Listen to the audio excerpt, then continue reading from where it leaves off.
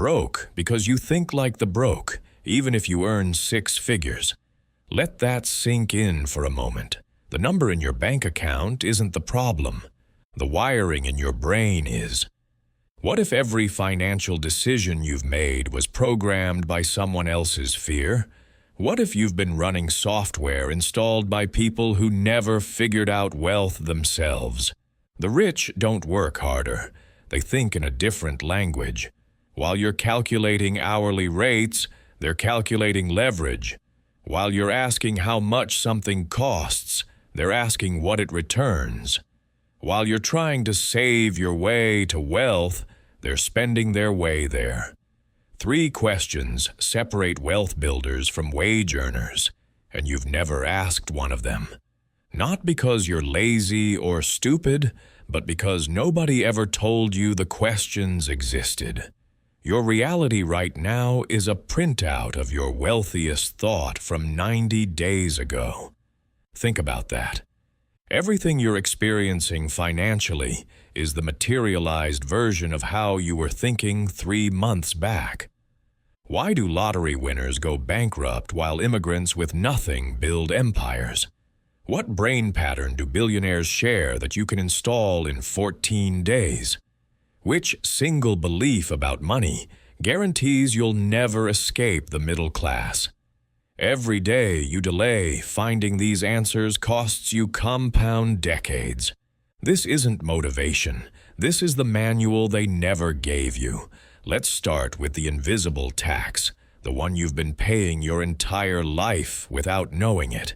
Your money blueprint was written without your permission, before you could read, before you understood what money even was. Someone was programming you. Your grandparents' Great Depression trauma lives in your savings account right now. That fear of losing everything, that compulsion to hoard, that voice that says never spend on yourself, that's not you. That's inherited poverty. The 3 money scripts written before you turned 7 control your adult ceiling. Scientists have proven this. By the time you enter 2nd grade, your financial operating system is essentially complete. You absorbed everything about money by watching your parents fight about it, by hearing your grandmother say, "We can't afford that," by noticing which bills made your father's face go tight. Those moments wrote code that's been running in the background of your life for decades. Work hard and save money sounds like virtue. It was sold to you as the path to wealth, but it's a poverty loop disguised as wisdom. Let me show you why. If you work hard at a job, you trade time for money at a fixed rate.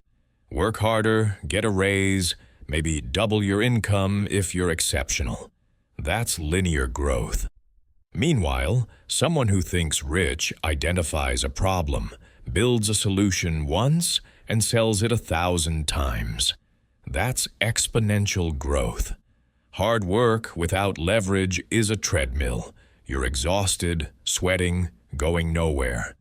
There's a doctor in Seattle earning $400,000 a year who can't afford a vacation. This is real. She makes more in a month than most people make in a year, but she's trapped. She has student loans from medical school, a mortgage on a house she thought she was supposed to buy, car payments on vehicles that signal success, private school tuition because that's what doctors do. She works 80-hour weeks and has $3,200 in her checking account. She's rich by income, poor by mindset. The money comes in and immediately flows out because she never learned to think in terms of assets, only expenses. Take a moment and ask yourself this. What money script is running your life right now without your awareness? Is it money doesn't grow on trees? Is it rich people are greedy? Is it you have to work hard for every dollar? Whatever phrase just appeared in your mind, that's your code. That's the invisible tax.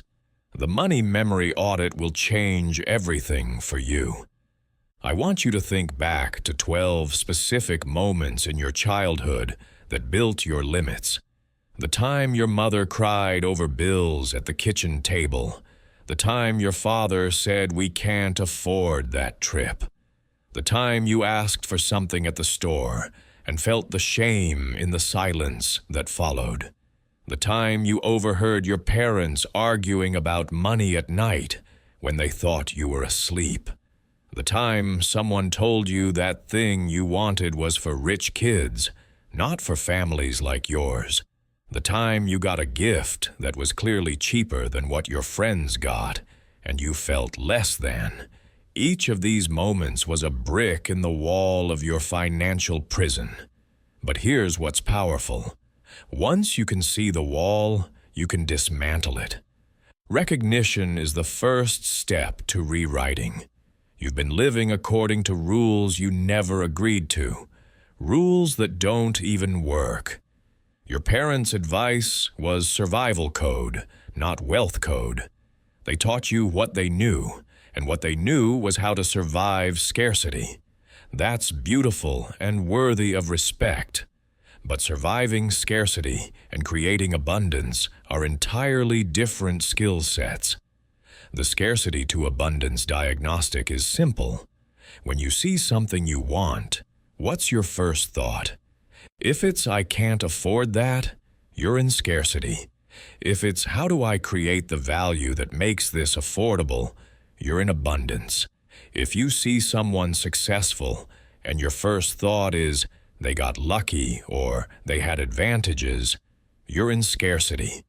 If your first thought is "What did they do that I can learn from?" you're in abundance. Scarcity looks for reasons why not. Abundance looks for ways how. The rewrite protocol starts with belief archaeology. You have to excavate the root command. Where did this belief come from? Who installed it? What were they afraid of? Once you've traced it to the source, you can decide whether to keep it. Most of the time, you'll discover that the person who gave you the belief was operating from their own trauma, their own failure, their own fear. And you'll realize you don't have to carry it anymore. Pattern interruption is the technique for automatic no responses. Every time you're about to say, "I can't afford it," you interrupt the pattern. You say instead, "I don't choose to afford it right now," or "That's not aligned with my current priorities." Language matters. "I can't" is helpless. "I don't choose" is powerful. The first is a victim statement. The second is a decision-maker statement.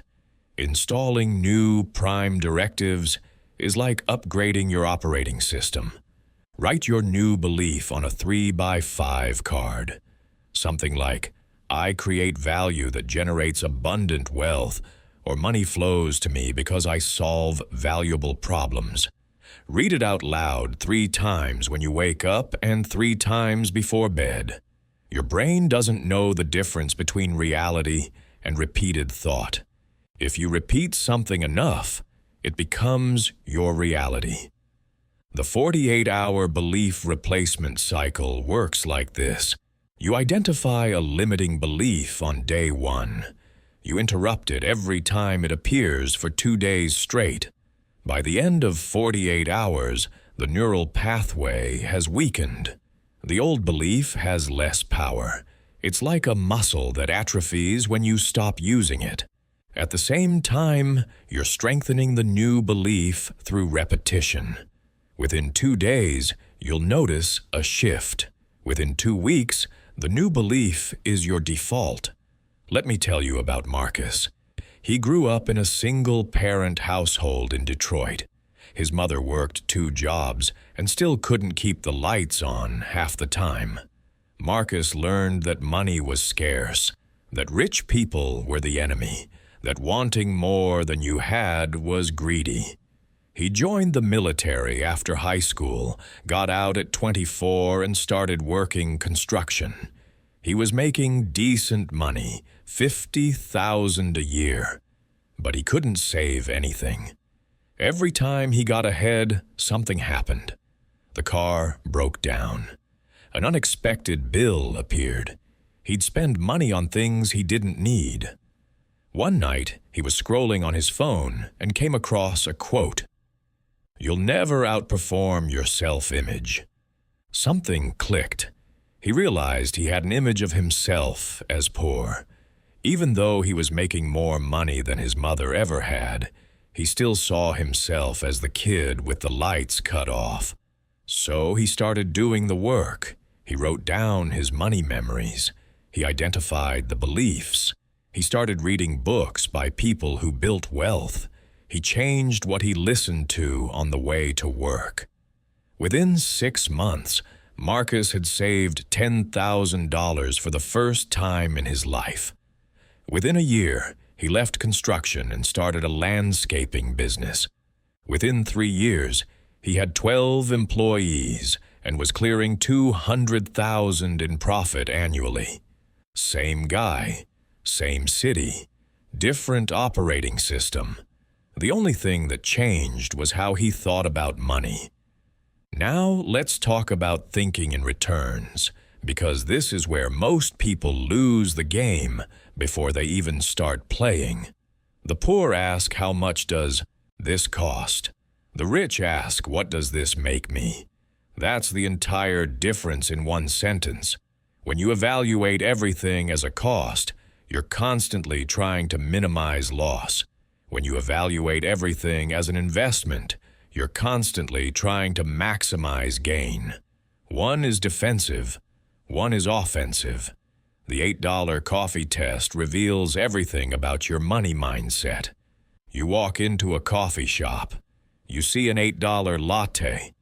If your first thought is, "That's ridiculous, I can make coffee at home for 50 cents, you're thinking in costs.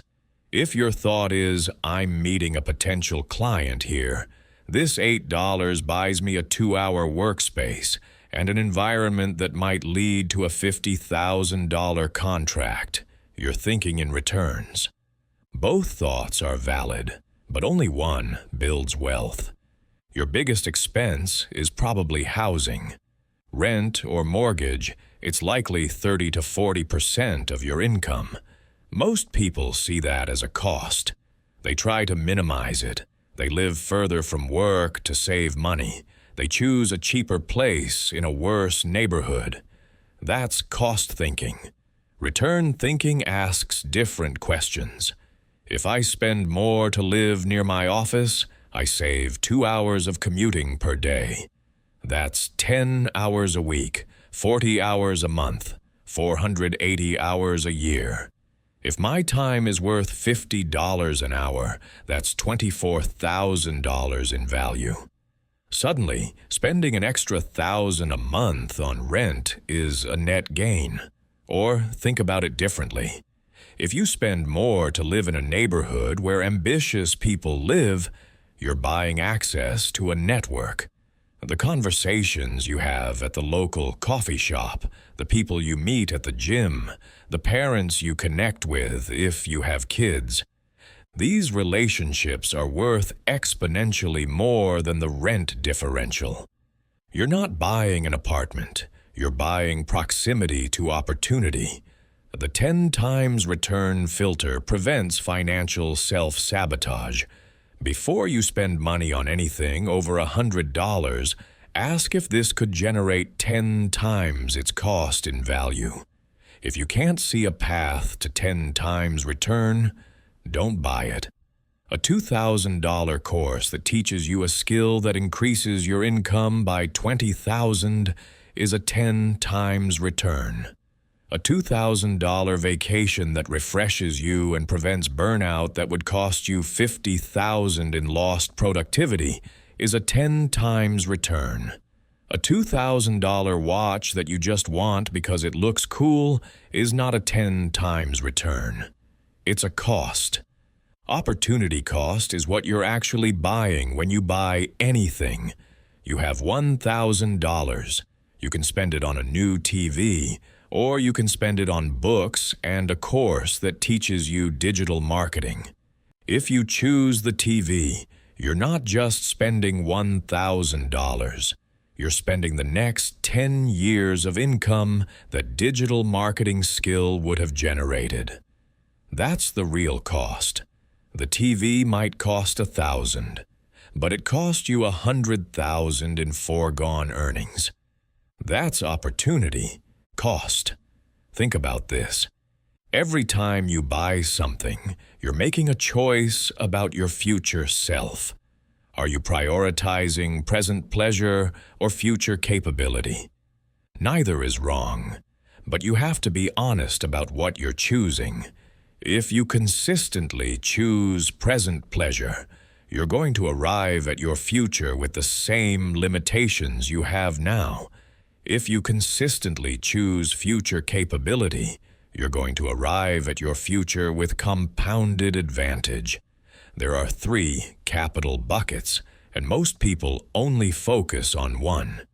Financial capital is money that makes money. That's your savings, your investments, the cash you can deploy. Social capital is relationships that create access. That's your network, your reputation, the people who will take your call. Knowledge capital is skills that multiply value. That's your expertise, your capabilities, what you know how to do that others don't. Poor people focus only on financial capital, and they don't even have much of that. They're trying to save their way to wealth, hoarding small amounts of money. Middle-class people have some financial capital and some knowledge capital. They went to college, they have a skill, they earn a decent living. But they neglect social capital. They don't network. They don't build relationships strategically.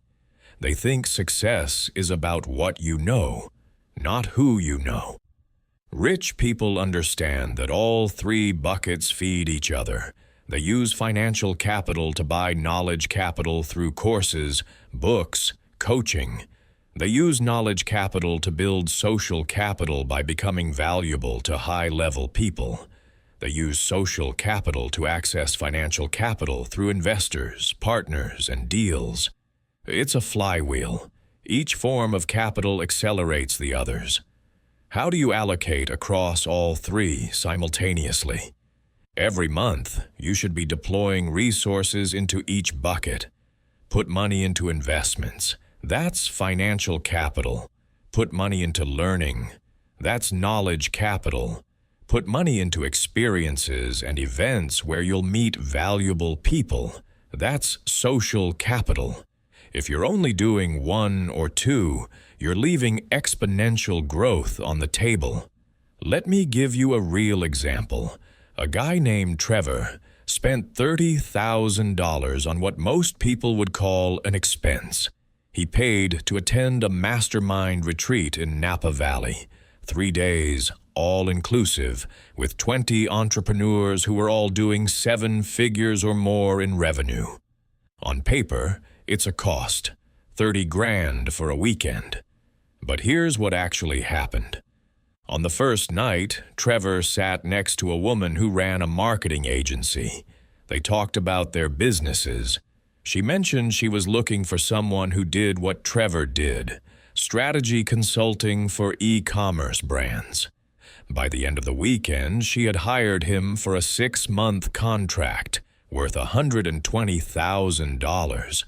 That's a 4 times return already, but it doesn't stop there. At the retreat, another attendee did a presentation on capital raising. Trevor learned a framework for pitching investors that he'd never seen before. He took that framework, applied it to his business, and within 4 months raised $200,000 in funding to scale his team. That's another 7 times return on the $30,000 investment. But the real value was the ongoing relationships. Trevor stayed in touch with 5 people from that retreat.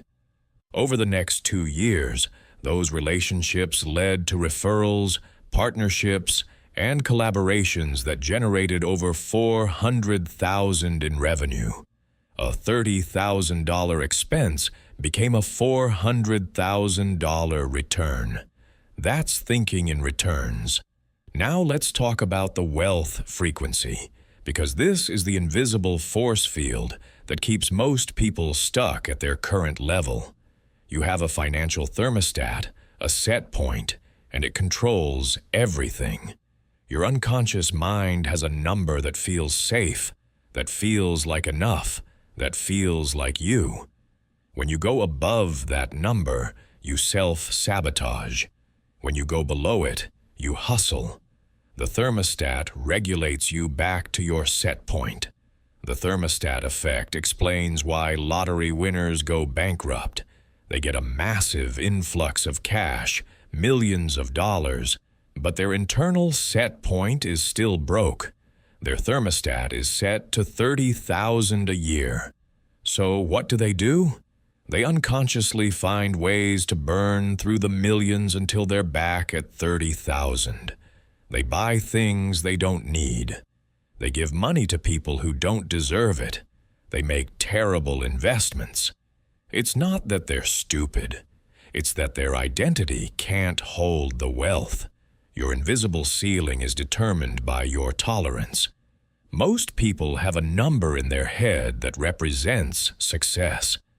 Maybe it's $100,000 a year. Maybe it's $500,000. Whatever the number is, that's where you plateau. You hit that number and suddenly everything gets hard. Opportunities dry up. Expenses increase. Something always happens to keep you at that level. It's not bad luck. It's your thermostat regulating. Self-regulation behaviors are easy to spot once you know what to look for. You get a big client, then you take your foot off the gas. You have a great sales month, then you coast the next month. You save up $10,000, then suddenly the car needs repairs, or you decide you deserve a vacation. These aren't coincidences. They're your unconscious mind keeping you safe at your set point. The money plateau is where most people live forever. They find a comfortable income level, and they stay there for decades. They get small raises that match inflation. They never make a big jump. Why? Because a big jump would take them outside their comfort zone. It would require them to be someone they don't recognize. The pain of staying the same is less than the fear of becoming different. Discovering your set point is simple. What number feels enough to you? If someone said, "I'll give you this much per year for the rest of your life," what number would make you say, "Yes, that's good, I'm satisfied"? Whatever number just popped into your head, that's your current set point. It's not your dream number or your goal number. It's the number that feels realistic, that feels comfortable, that feels like you could actually sustain it. Now double that number. How does that feel? If it feels uncomfortable, if it feels unrealistic, if it feels like that's not for someone like me, you just found your ceiling. Your thermostat is set below the doubled number. So every time you approach it, your unconscious mind hits the brakes. You start thinking about all the reasons it won't work. You focus on the obstacles instead of the opportunities. You talk yourself out of it before you even start. Recalibration starts with exposure therapy for higher numbers. You need to normalize wealth in your nervous system. Look at your bank account and add a zero. If you have 5,000, imagine 50,000. If you have 50,000, imagine 500,000. Sit with that number. Visualize it. Feel what it would be like to see that balance.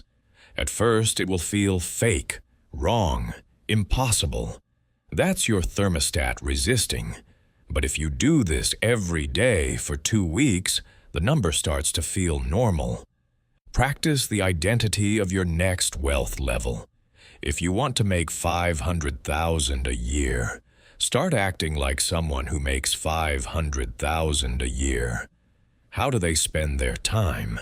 They're not watching TV for 3 hours a night. How do they invest in themselves? They hire coaches. They attend high-level events. They buy tools that increase their output. How do they show up? They're confident. They don't apologize for charging premium prices. They expect success. You have to become the person before you get the result. The 2 times discomfort protocol is deliberate practice in exceeding your limit. Do something this week that's at your next wealth level. If you normally spend $50 on dinner, spend $100. Not recklessly, not on credit, but push your comfort zone. If you normally charge $1,000 for your service, quote someone $2,000. If you normally save $500 a month, save $1,000. The point is to create micro experiences of operating above your set point. Each time you do it and survive, your thermostat adjusts upward. Normalizing wealth through immersion means you have to change your environment. You can't become a millionaire watching broke people on Netflix. You can't build wealth listening to people complain about the system. You have to curate your inputs. Read biographies of wealthy people. Listen to podcasts by entrepreneurs. Watch interviews with investors. Your brain learns by pattern recognition. If you feed it patterns of wealth, it will start recognizing opportunities for wealth. Your peer group determines your financial ceiling more than any other factor. Show me your 5 closest friends, and I'll predict your income within 20%. This isn't speculation, it's data. If your friends make $40,000 a year, you'll make somewhere between $32,000 and $48,000. If your friends make $200,000 a year, you'll make somewhere between $160,000 and $240,000. Your income will regulate to match your peer group. Why? Because your friends set the boundary of normal. They define what's possible. If none of your friends have ever made 6 figures, making 6 figures feels impossible. It's not in your reality map. But if all your friends make 6 figures, making 6 figures feels inevitable. It's just what people do. The conversation changes. Instead of talking about how hard money is, you're talking about which investments are performing. Instead of complaining about bosses, you're discussing business strategies. Here's where it gets uncomfortable. If you want to change your financial reality, you have to change your circle. That doesn't mean you abandon your childhood friends. It means you stop making them your primary influence. You reduce the time you spend in environments that normalize struggle. You increase the time you spend in environments that normalize success. This feels like betrayal at first. It feels like you're becoming one of those people. Good. Become one of those people. Those people have money. The millionaire's media diet is completely different from the middle-class media diet. The middle class watches the news, reality TV, sports, and Netflix. They consume content designed to entertain and distract. The millionaire reads books on psychology, business, and economics. They listen to podcasts with successful people. They watch documentaries and lectures. They consume content designed to educate and elevate. Same 24 hours in a day. Completely different inputs, completely different outputs. Creating forcing functions means you design your life so you can't drift backward. You move to a more expensive neighborhood that requires you to earn more. You hire a coach you have to pay monthly, so you're forced to take action to afford them. You commit to a mastermind that costs $10,000 a year, so you have to generate that $10,000. These decisions feel risky. They are risky. but they're also forcing functions. They make staying the same more painful than changing. Take a second and visualize this with me. You're sitting in a coffee shop 12 months from now. You open your banking app on your phone. You see a balance that's 5 times what you have right now. Really see it. Look at the numbers on the screen. How does your body feel? Is there tightness or is there ease? Now visualize your calendar. What's on it? Are you still doing the same low-value tasks or have you delegated them? Who are you meeting with? Are they the same people or have you upgraded your circle? Visualize your home. Is it the same place or did you move? Visualize your daily routine. What time do you wake up? What's your morning look like? Let that reality become vivid. That's your new set point. Let's shift to value creation, because this is the only sustainable path to wealth. Everything else is a shortcut that collapses.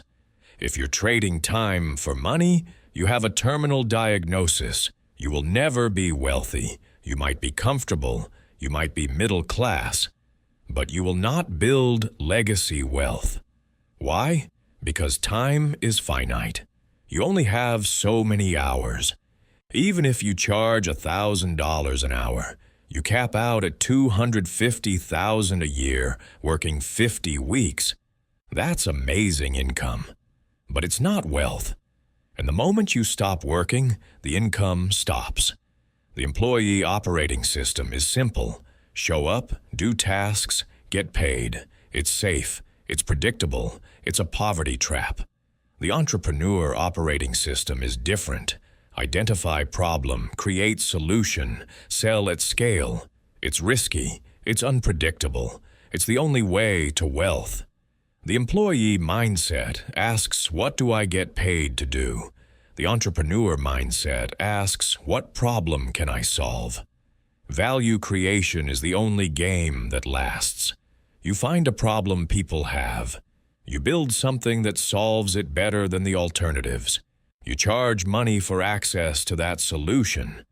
The more people you help, the more valuable you become. The more valuable you become, the more money you make. It's a direct equation. Value equals wealth. Here's the formula. Your wealth is determined by the value you create times the leverage you apply, divided by the time it takes.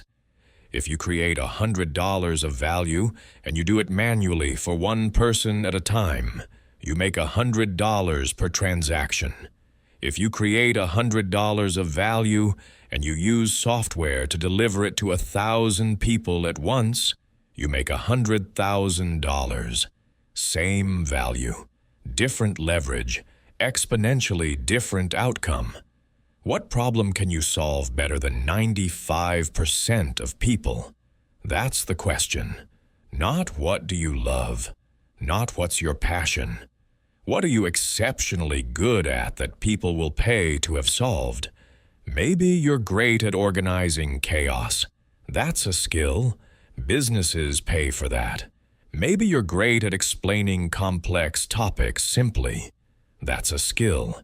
Educators and companies pay for that. Maybe you're great at designing visual content.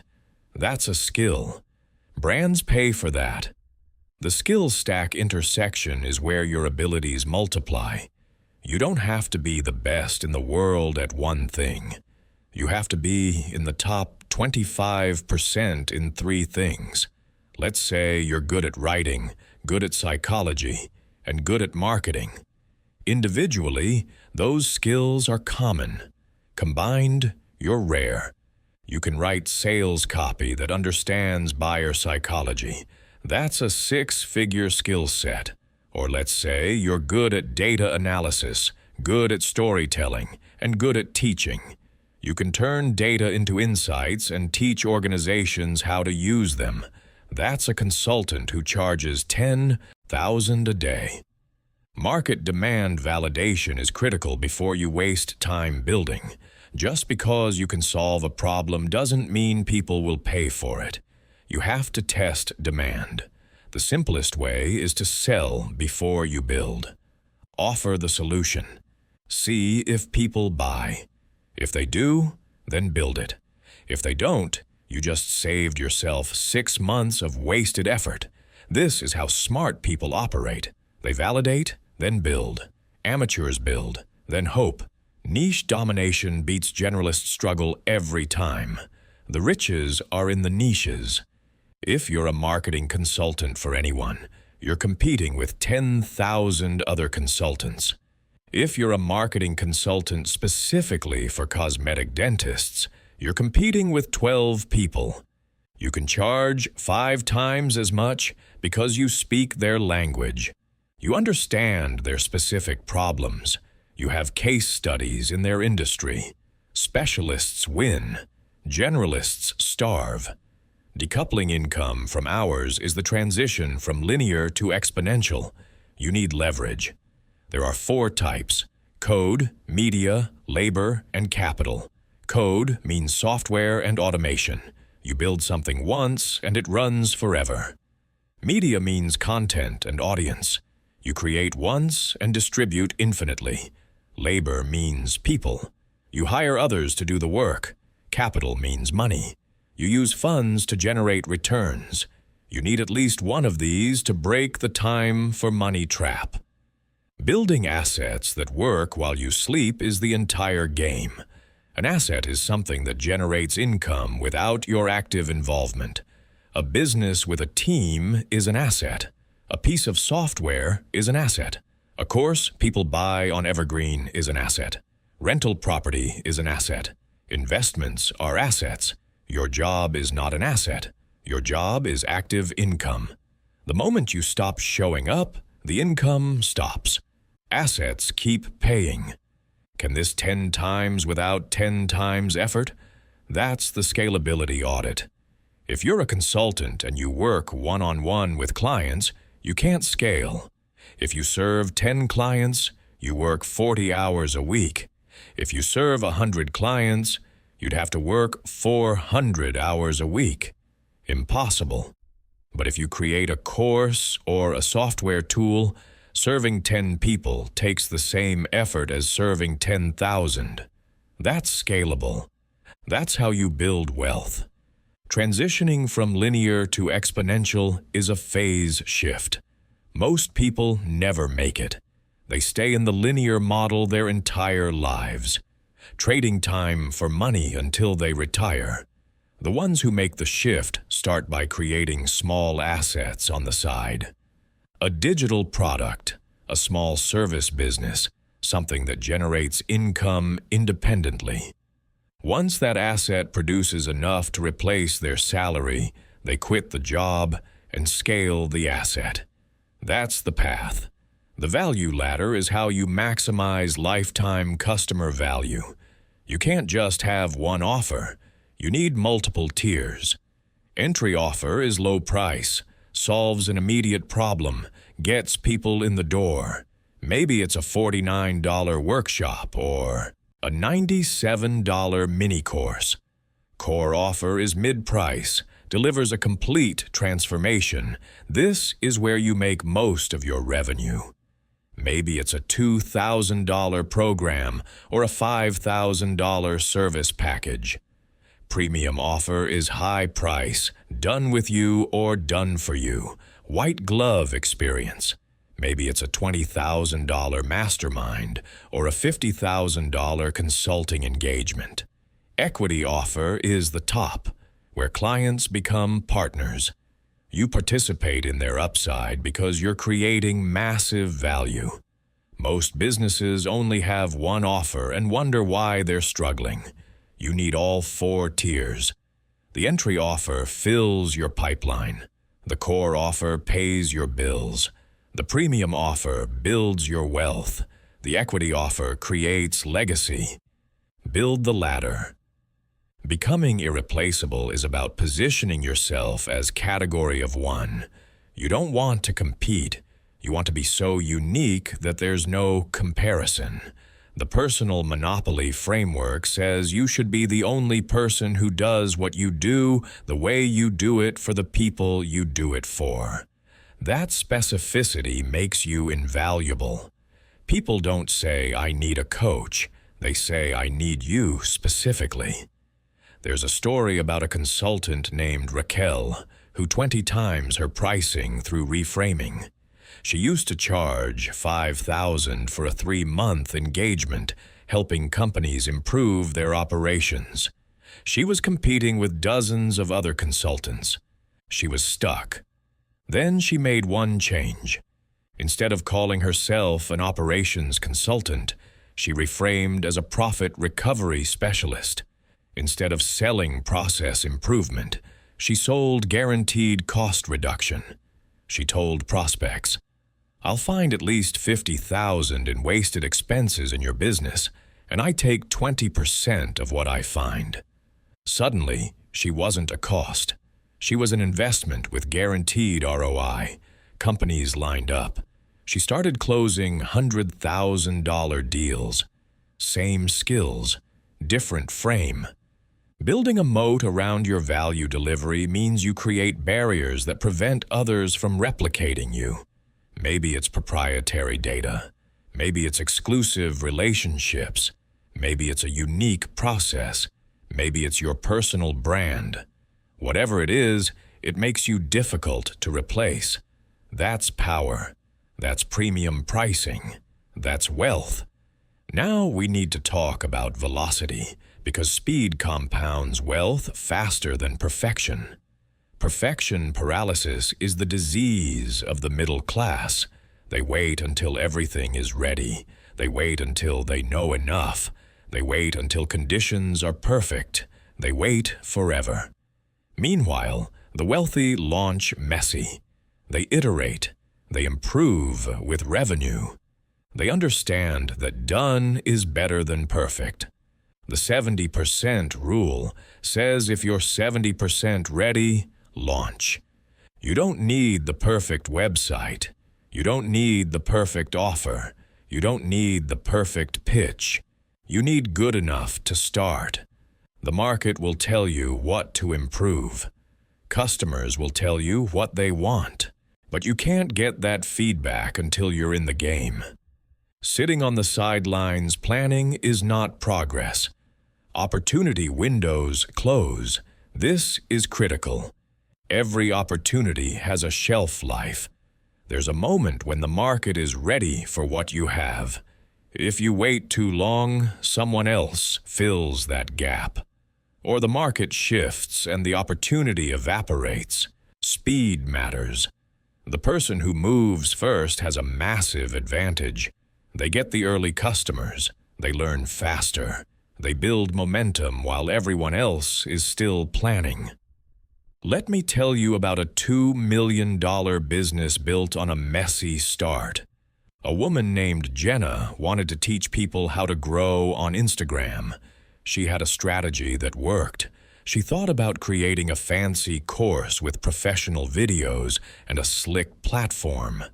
That would take 6 months and cost tens of thousands. Instead, she posted an offer on her Instagram story. 1-hour strategy session for $200. 3 people bought that day. She did the sessions over Zoom, recorded them, realized she was repeating the same information. So she turned those recordings into a simple course, sold it for $497, made $10,000 the first month, used that money to improve it, reinvested, scaled. 2 years later, she was doing $2 million a year in revenue, all because she started messy. The rapid prototype method is MVP thinking for everything. MVP means minimum viable product. What's the simplest version of this idea that you can test? Not the full vision, not the complete build-out, the bare-bones version that proves the concept. You can get to first sale in 7 days or less with this approach. Stop building in private. Build in public. Get feedback. Adjust. Launch again. That cycle repeated is how empires are built. Market feedback is free product development. Your customers will tell you what's missing. They'll tell you what they'd pay more for. They'll tell you what's confusing. But they'll only tell you if you give them something to react to. If you're still in planning mode, you're getting zero feedback. Launch the thing. Watch how people use it. Improve based on real behavior, not imagined behavior. Iteration velocity is weekly improvement cycles. Every week, you should be better than last week, faster, smarter, more efficient. That compounding improvement over a year is exponential. Most people do annual planning and then coast. The wealthy do weekly sprints.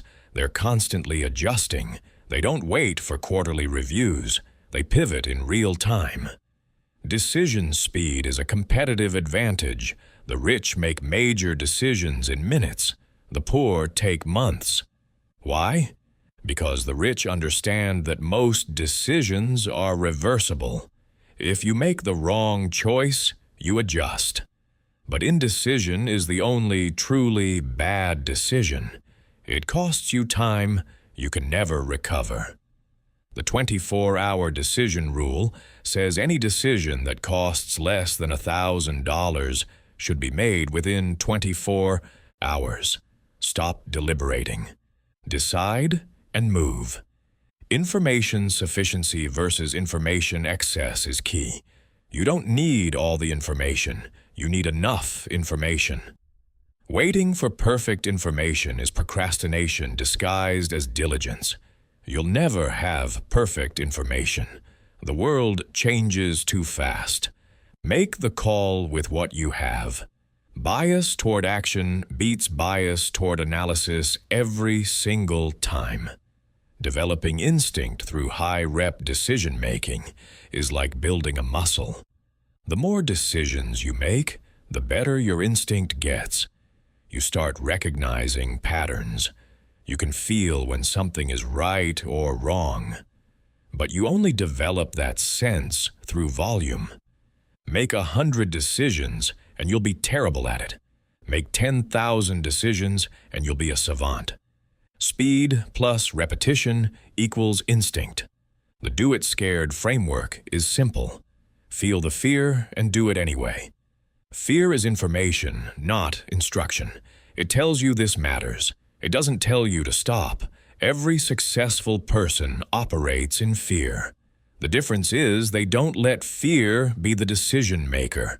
They acknowledge it and move forward. Courage isn't the absence of fear. It's action in the presence of fear. Imperfect action beats perfect inaction daily. Every day you take messy action is a day you learn something. Every day you wait for perfect is a day you stay the same. Over a year, the person taking imperfect action is miles ahead. They've learned from 50 failures. They've adjusted 50 times. They're unrecognizable. The person waiting for perfect is still waiting, still in the same place, still making excuses. Creating accountability forcing functions is how you ensure follow-through. Tell someone what you're going to do and when you're going to do it. Put money on the line. Join a group where you have to report progress. Make it painful to quit. Make it easier to finish than to back out. That external pressure becomes internal momentum. Burning the boats is the commitment mechanism that ensures you can't retreat. When you make a decision that can't be undone, you find a way to make it work. You quit the job before you have the business fully built. Scary, but now you have no safety net. You have to make it work. Most people keep one foot in the old life and one foot in the new life. They never fully commit, so they never fully succeed. Burn the boats. Go all in. Momentum maintenance is the compound effect of daily progress. Small gains stacked over time create massive results. 1% better every day is 37 times better in a year.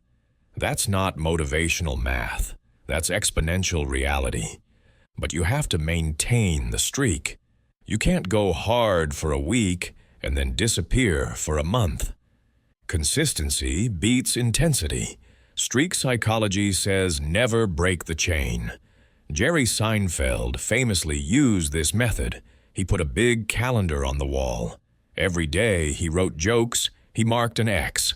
After a few days, he had a chain. His only job was to not break the chain. The longer the chain got, the more motivated he was to keep it going. That visual reinforcement is powerful. Apply it to wealth building. Make one wealth-building action every single day. Mark it. Don't break the chain. How do you restart after stalling? Because you will stall. Everyone does. The key is to not make stalling mean anything about you. It doesn't mean you failed. It doesn't mean you're not cut out for this. It means you're human. You restart by making the next action as small as possible. Don't try to jump back into full intensity. Just do one thing. Send one email, make one call, write one page. Once you're moving, momentum returns. Let me tell you about 12 rejections before the yes that changed everything. A guy named Marco was pitching his software product to investors. First investor said no. Second investor said no. He kept pitching. Third, fourth, fifth, all no's. By rejection 8, he was doubting himself.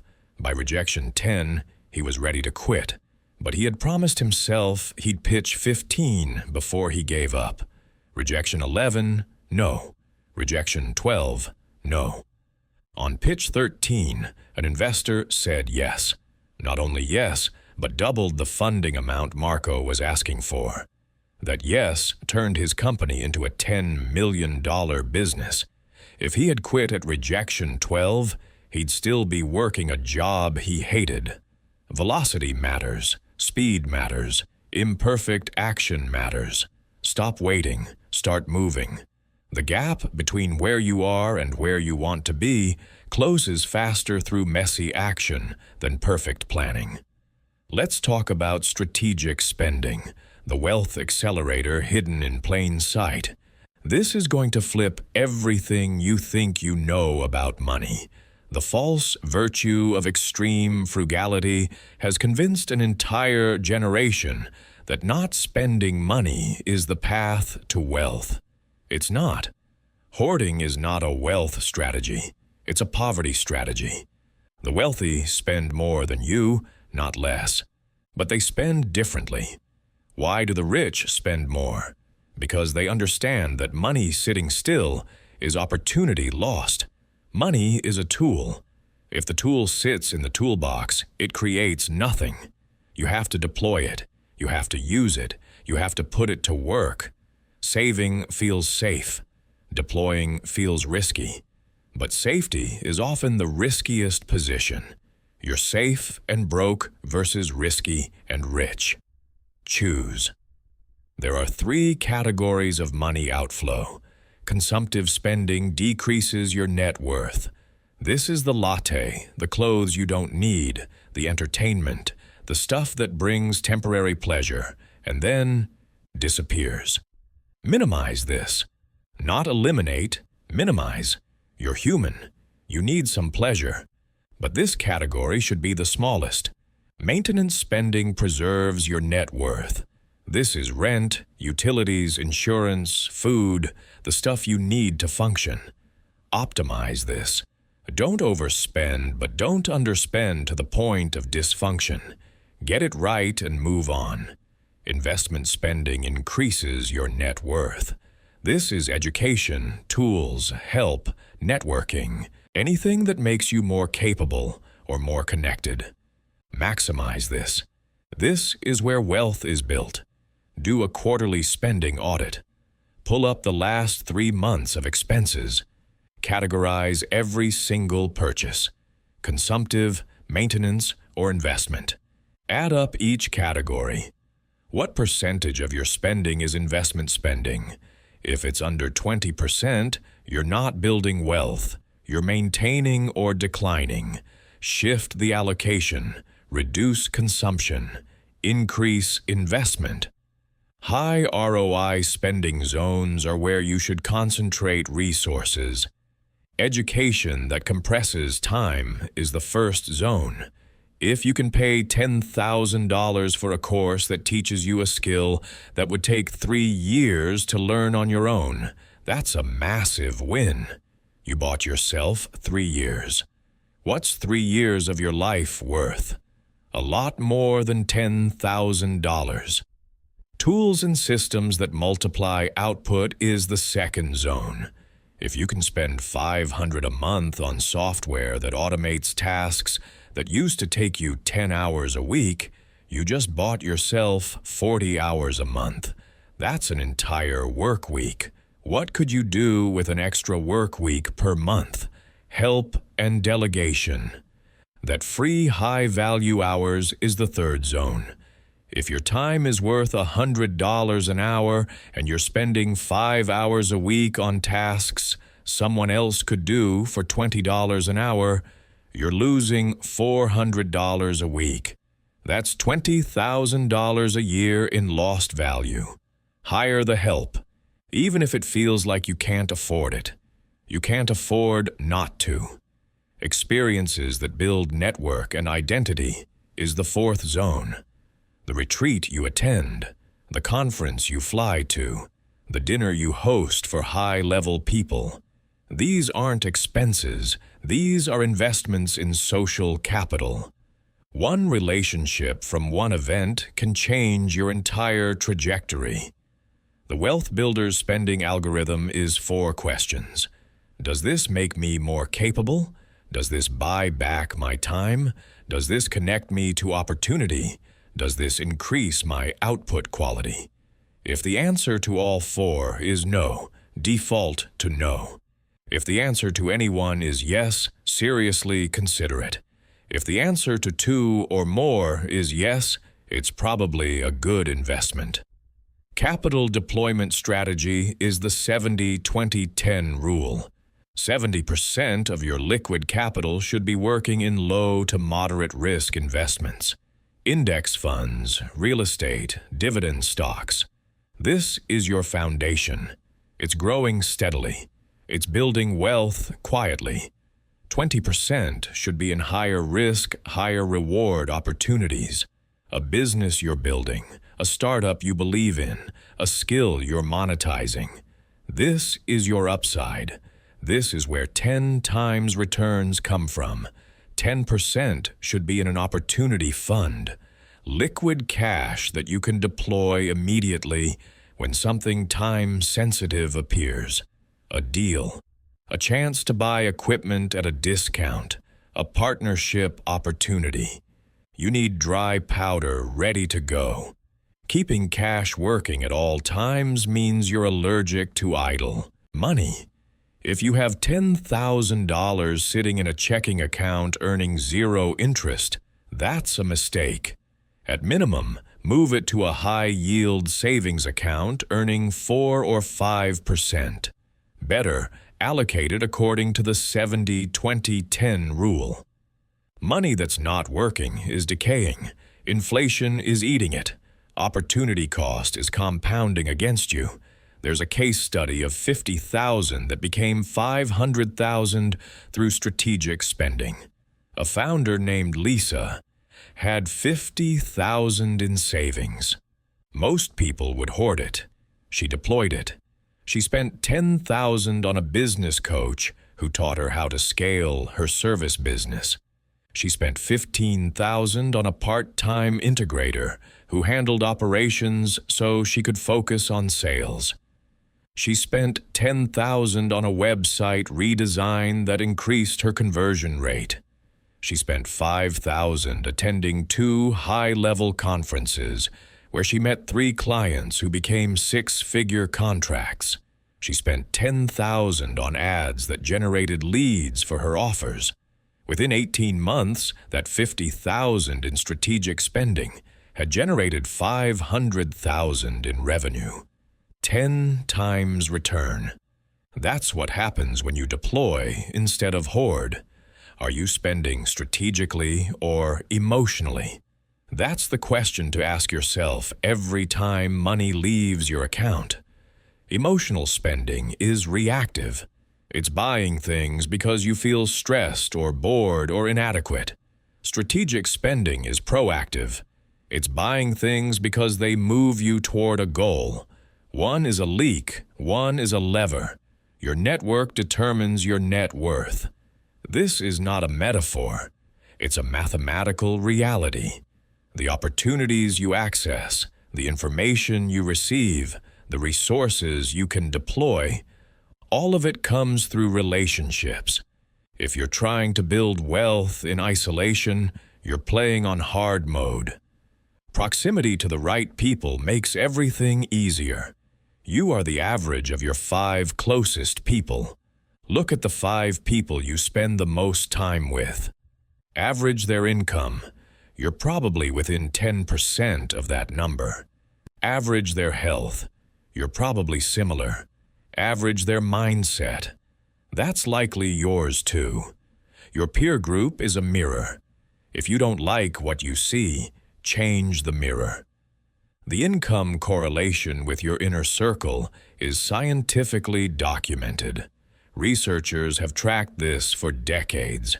Your income will drift toward the mean of your social circle. Why? Because your circle defines your normal. If everyone around you makes 50,000, making 50,000 feels right.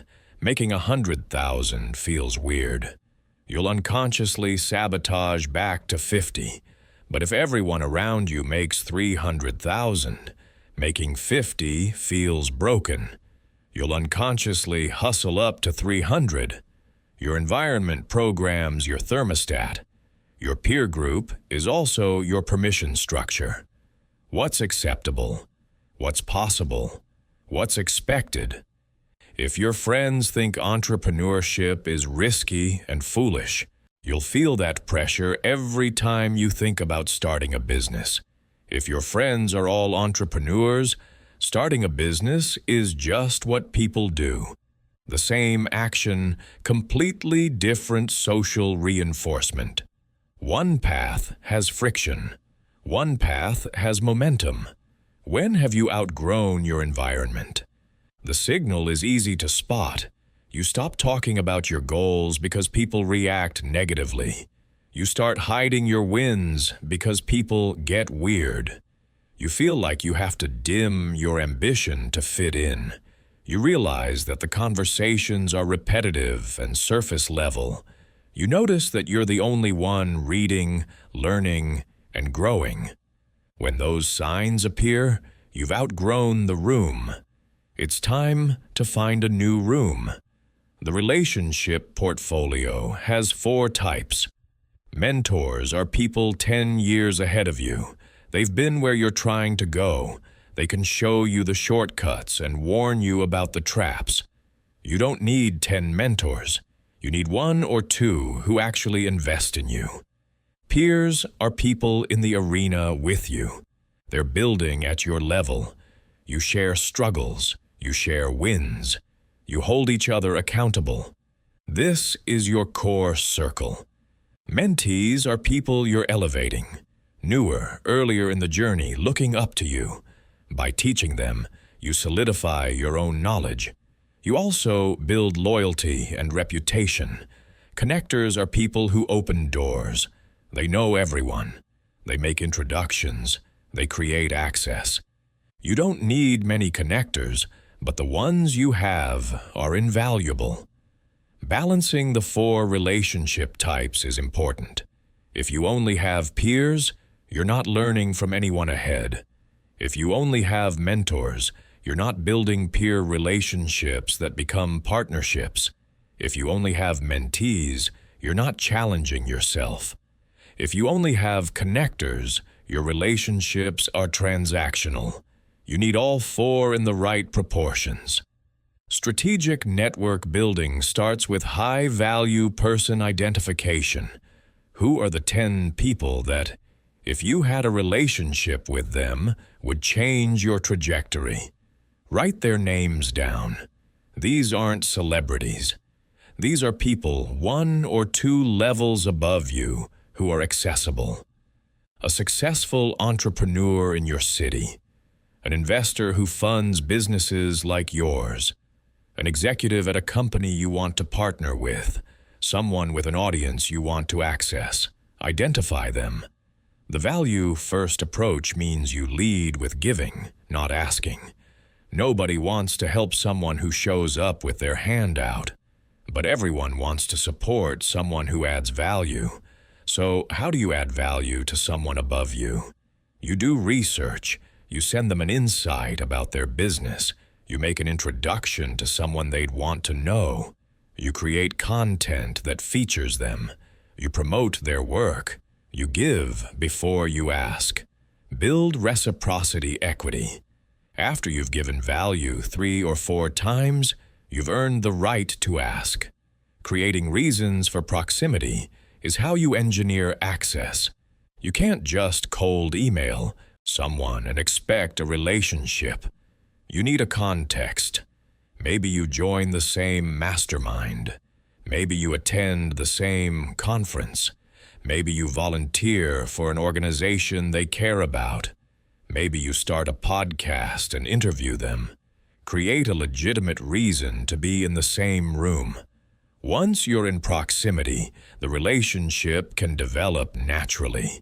Becoming the node means you shift from asking for introductions to making introductions. This is the highest level of networking.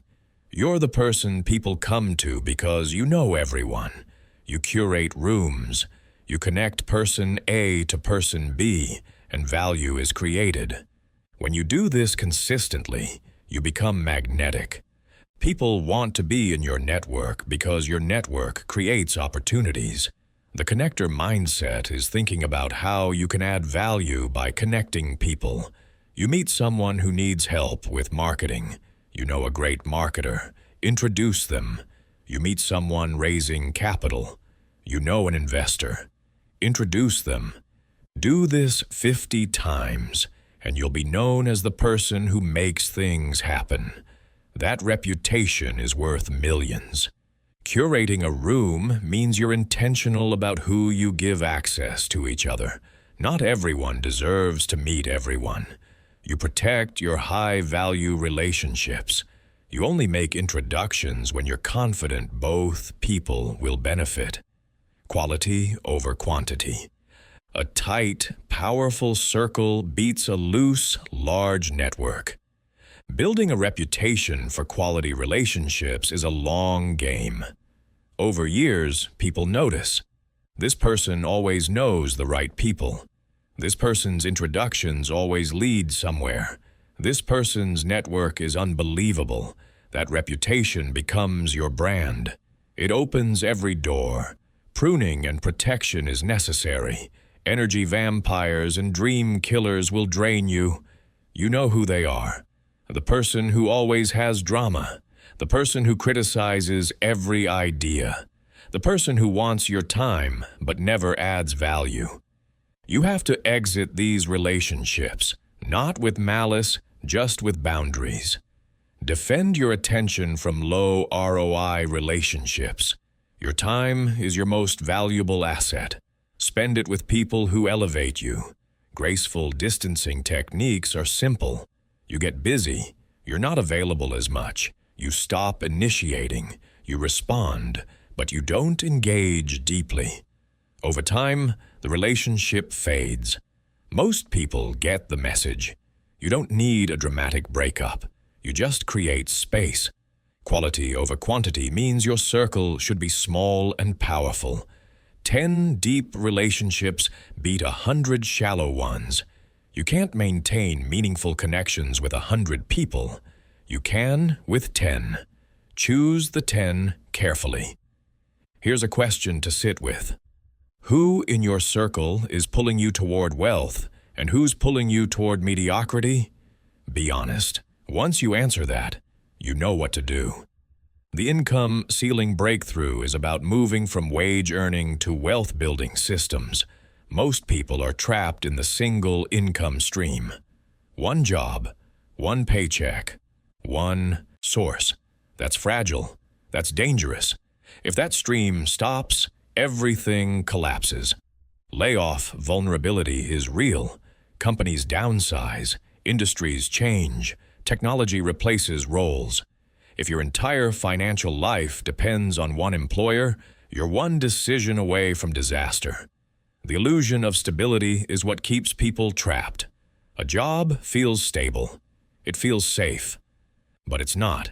It's high risk disguised as low risk. You have no control.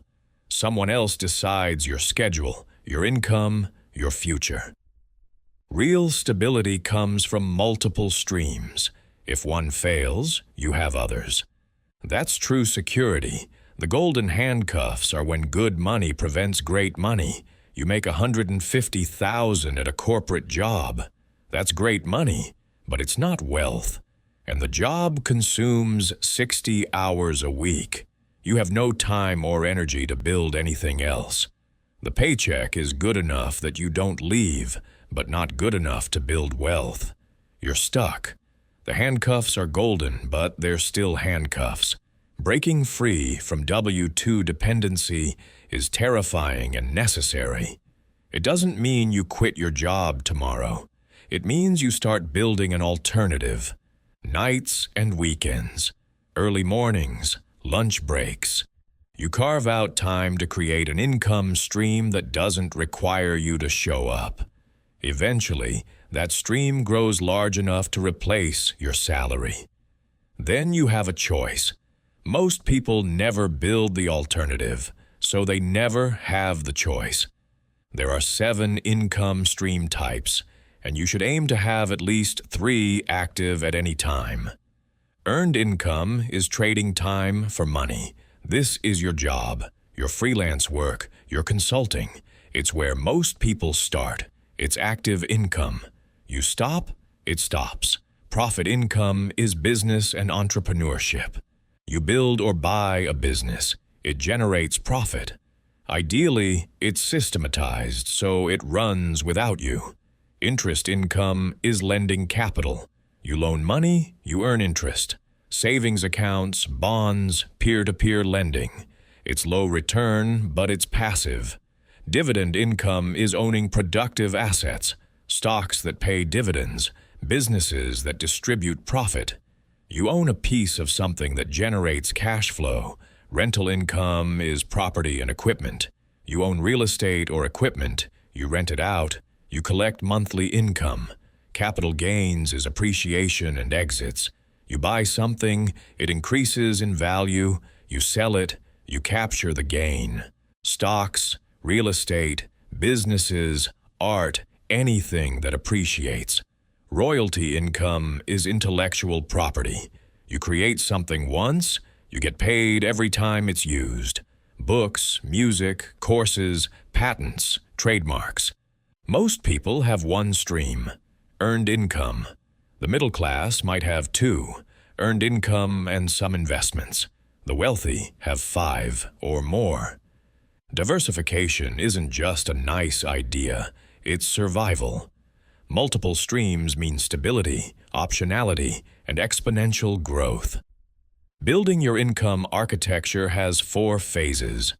Phase 1, stabilize your primary income. Get good at your job or your main business. Increase your earnings. Build a foundation. You can't build wealth from instability.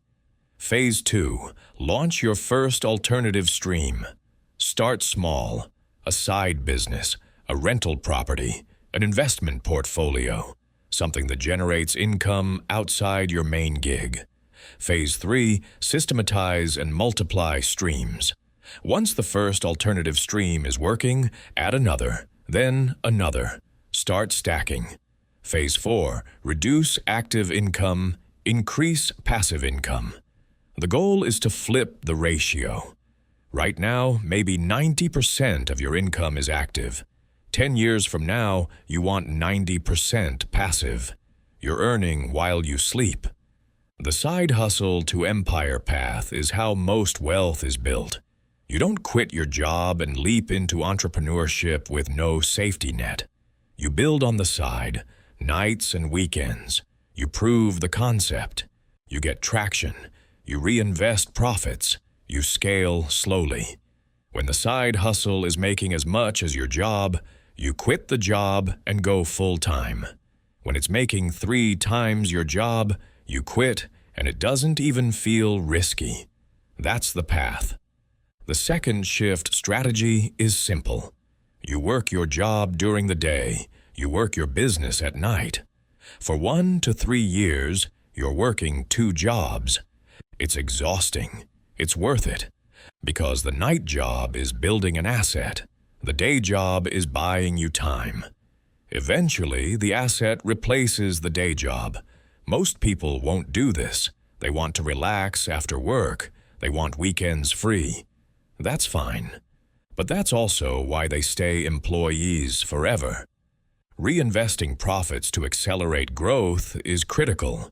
When your side business makes its first $1,000, don't spend it. Put it back in, buy ads, hire help, improve the product. That 1,000 becomes 5,000. That 5,000 becomes 25,000. Compounding works in business just like it works in investing. But you have to reinvest, not extract. When do you quit the day job? Metrics, not emotions. The emotional answer is, I hate my job, I'm quitting. That's how you end up broke and desperate. The metric answer is, my side business has generated consistent income at twice my salary for 6 consecutive months, and I have 12 months of expenses saved. That's when you quit. You quit from abundance, not desperation. There's a story of a teacher who became a 7-figure entrepreneur in 3 years. Her name was Kim. She taught high school English. She made $45,000 a year. She had an idea for a curriculum resource for teachers. She built it on nights and weekends, simple PDFs and templates. She sold it on Teachers Pay Teachers for $10. First month, she made $200. She reinvested in better design. Second month, $600. She kept improving. By month 12, she was making $4,000 a month, still teaching full-time. By month 18, she was making $10,000 a month from the side business. She quit teaching, went full-time on the business, scaled it, added more products, built a team. 3 years in, she was doing over $1 million in revenue. Same person, different vehicle. Systematization and automation are how you remove yourself from daily operations. The goal is to build a business that doesn't need you. That means you document processes. You write SOPs, standard operating procedures. You hire people to execute those procedures. You install systems that automate repetitive tasks. You create a machine that runs with or without you. That's when a business becomes an asset. Hiring to replace your lowest value hours is the key. You're spending 10 hours a week on admin tasks.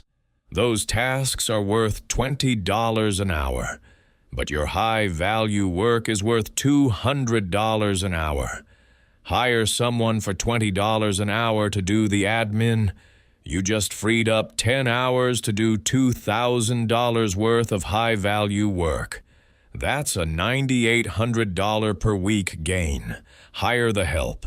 Stop doing low-value work. Building the business that runs without you is the dream. It's possible, but it requires intentional design.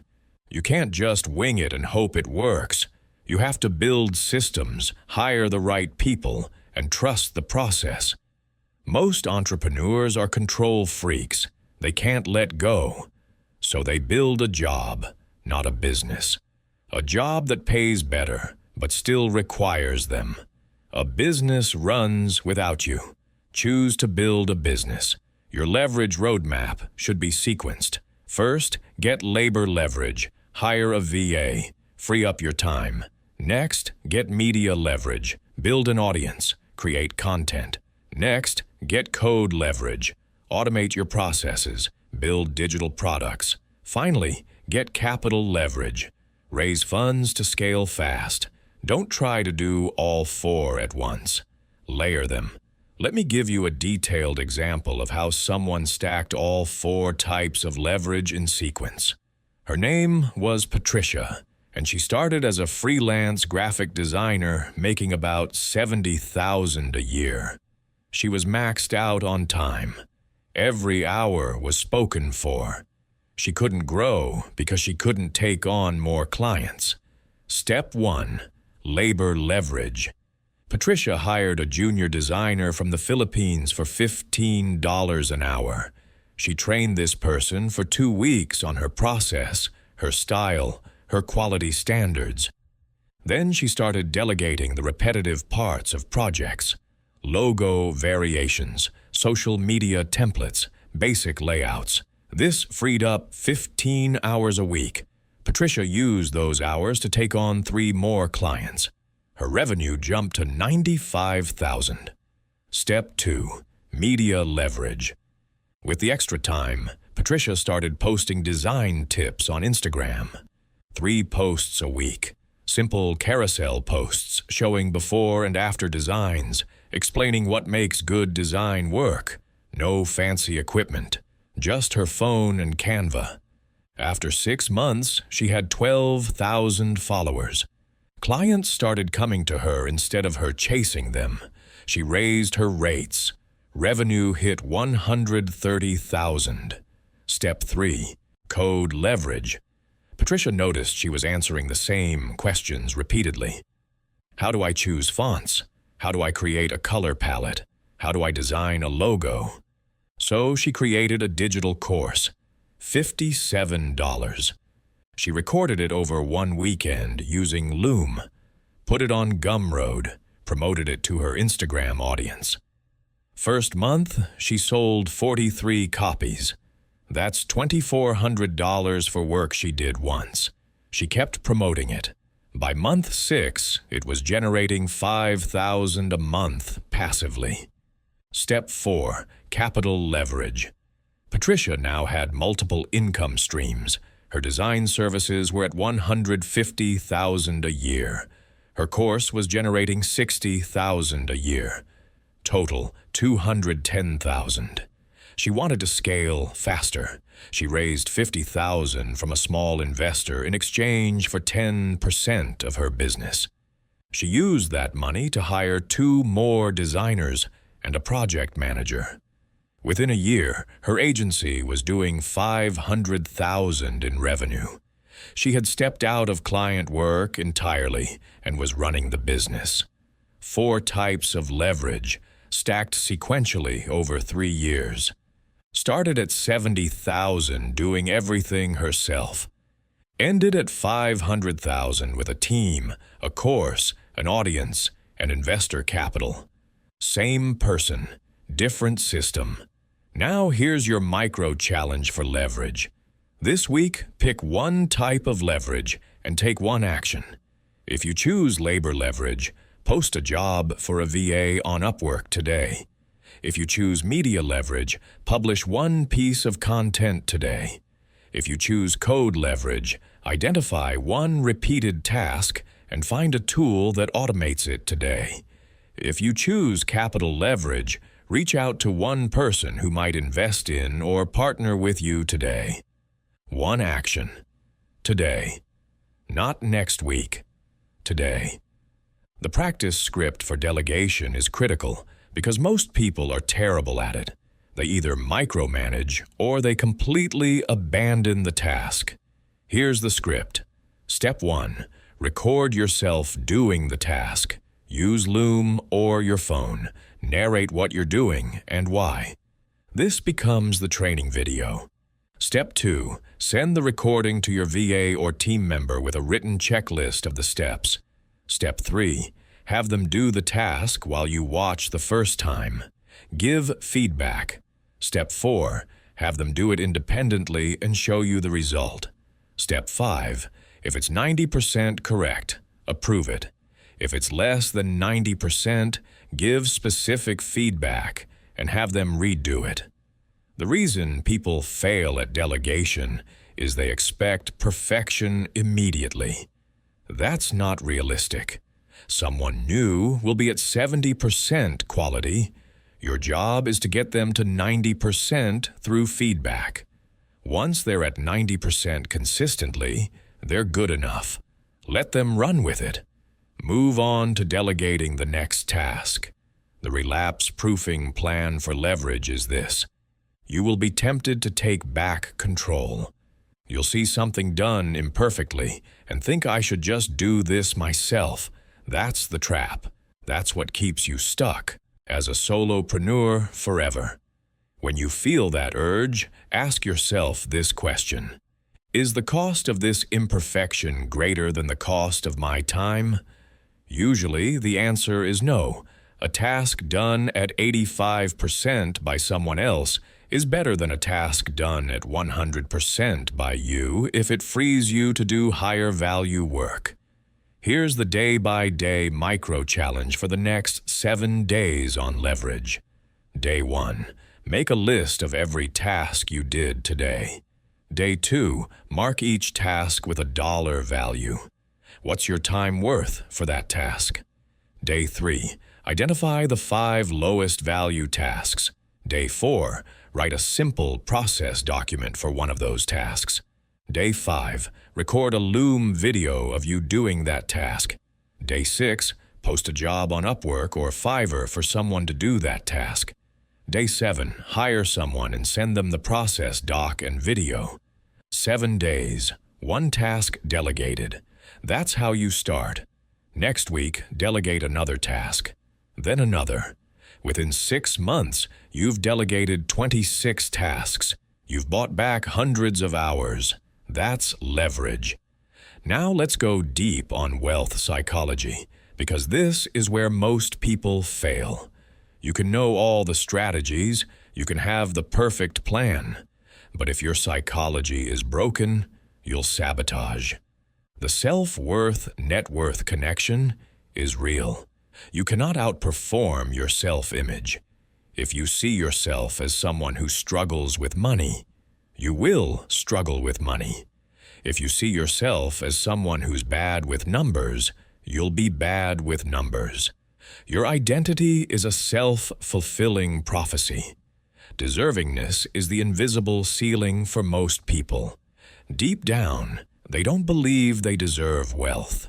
Maybe they grew up being told money is the root of evil. Maybe they associated wealth with greed or corruption.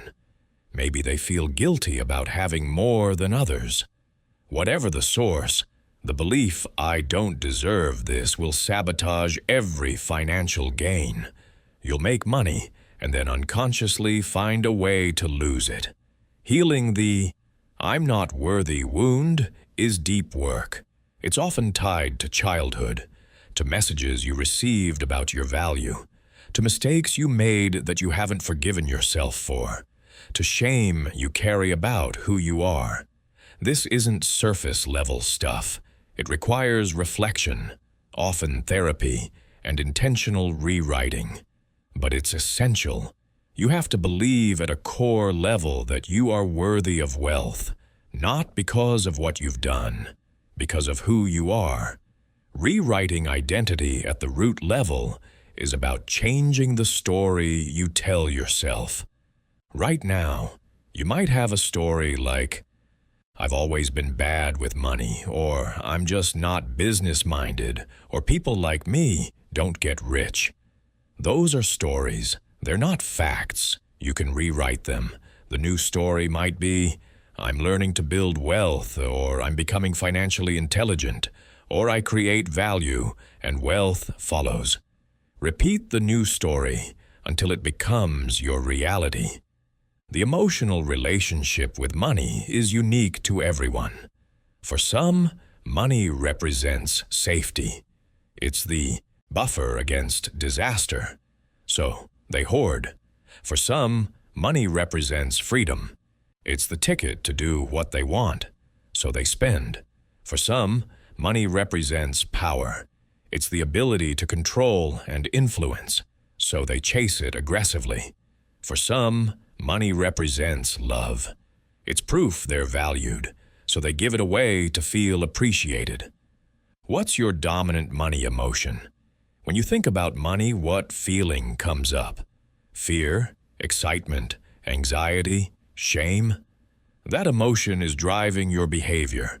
If it's fear, you're playing defense. If it's excitement, you're playing offense. If it's anxiety, you're in paralysis. If it's shame, you're in avoidance. You have to identify the emotion and address it. Detaching self-worth from bank account balance is critical for mental health. Your value as a human is not determined by how much money you have. You are not more worthy because you're rich. You're not less worthy because you're broke. Money is a tool, it's a resource, it's a game. But it's not your identity. When you tie your self-worth to your net worth, you're setting yourself up for emotional chaos. Markets crash, businesses fail, income fluctuates.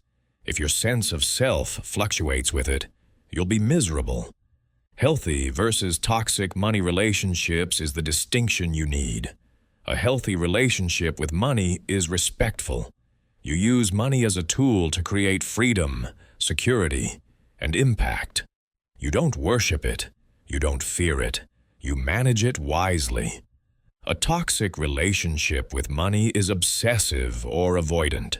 You either think about money constantly, stressed and anxious, or you refuse to think about it, ignoring statements and bills. Both extremes are dysfunctional. Handling wealth increases is a skill most people don't have. The windfall danger is real. Someone gets a bonus, an inheritance, a big sale. Suddenly, they have more money than they're used to. What do? They spend it. Quickly, unconsciously, because their thermostat can't handle the new level. Within months, the windfall is gone and they're back to baseline. This is why lottery winners go bankrupt. Growing into new wealth levels gradually is the solution. When you have an income increase, don't immediately increase your lifestyle. Sit with the new number for a few months. Let your nervous system adjust. Save the excess. Invest it. Slowly, intentionally, allow your spending to rise. But do it consciously, not reactively. The 6-month integration period after income jumps is the buffer. Give yourself 6 months to normalize the new level before making big decisions. Staying grounded while scaling up is about remembering where you came from and why you started. Wealth can distort perspective. You can start thinking you're better than others. You can lose empathy. You can become isolated. The antidote is gratitude and connection. Stay connected to people who knew you before the money. Give back. Remember that wealth is responsibility, not just reward. Fear and scarcity. Reprogramming is necessary for most people. The poverty brain is wired for survival. It sees threat everywhere. It hoards. It avoids risk. It thinks zero-sum. The abundance brain is wired for growth. It sees opportunity everywhere. It invests. It takes calculated risk. It thinks infinite sum. You have to retrain your brain from poverty to abundance. Scarcity triggers are moments when the old programming kicks in. You see your bank account lower than expected, and you panic. You consider an investment, and fear floods in. You think about charging more and hear a voice say, "Who do you think you are?" Those are scarcity triggers. Recognize them. Name them. Interrupt them. Ask yourself, is this true or is this fear? Usually, it's fear. Abundance practices are how you rewire toward wealth. Gratitude is the foundation. Every day, acknowledge what you have, not what you lack, what you have. This shifts your brain from scarcity to sufficiency. Generosity is the expansion. Give money away. Tip generously. Donate. Help someone. When you give, you signal to your unconscious that you have more than enough. Overflow is the mindset. Think in terms of more than enough, not just enough. Enough is scarcity dressed up. Overflow is abundance. Trusting future earning capacity over current savings is a mindset shift. Most people look at their bank account and think, that's all I have. That's scarcity. Abundance looks at skills, network, and creativity and thinks I can create more anytime I need to. The wealthy don't stress about savings because they trust their ability to generate. That trust comes from proof. You've generated before, you'll generate again. The wealthy identity is a set of characteristics. Resourcefulness is number one. The rich don't say, I can't because I don't have. They say, how can I get what I need? They find a way. They borrow. They partner. They negotiate. They create. They're allergic to helplessness. Playing long-term games with long-term people is number two. The wealthy think in decades, not quarters. They build relationships that last lifetimes. They make decisions that pay off years later. Stewardship mindset is number three. They see wealth as something they manage, not something they own. They're stewards for the next generation. They think legacy. There's a case study of someone going from broke to millionaire through identity shift alone. His name was David. He was 35, working a sales job, making $60,000 a year, living paycheck to paycheck. He had debt, no savings, no plan. He read a book that said, your income is a reflection of your identity. He decided to try something. He started acting like a millionaire even though he was broke. Not spending like a millionaire, acting like one. He started thinking long-term. He started networking with successful people. He started investing in education. He started seeing himself as someone who builds wealth. Within 2 years, his income doubled. Within 5 years, he had built a business doing over $1 million in revenue. Same person, different identity. Here's a deeper practice script for identity transformation that David used. Every morning, he did what he called the future self interview. He would sit with a journal and interview himself as if he was already the millionaire version. He'd write questions and answers. The question would be, David, you're now worth $2 million. How did you get here? And he'd write the answer as his future self. I got here by focusing on high-value activities. I stopped trading time for money and built systems. I invested in myself relentlessly. I surrounded myself with people who challenged me to grow. He did this every single morning for 3 years. 5 minutes. Just writing as his future self. What he was doing was programming his subconscious. He was creating a detailed map of the identity he wanted to embody. After about 6 months, he noticed something strange. He started making decisions automatically that aligned with that identity. He'd be about to buy something frivolous, and he'd hear his future self say that's not aligned. He'd be invited to a networking event, and he'd hear his future self say, that's where you meet your business partner. The future self interview practice script works like this. Set a timer for 5 minutes. Write the date 3 years from now at the top of a page. Write your future financial goal. Then interview yourself. Ask questions like, how did you reach this goal? What was the turning point? What belief did you have to let go of? What skill did you have to develop? Who did you have to become? Answer in first person. Present tense as if you're already there. Do this daily for 90 days and your identity will shift.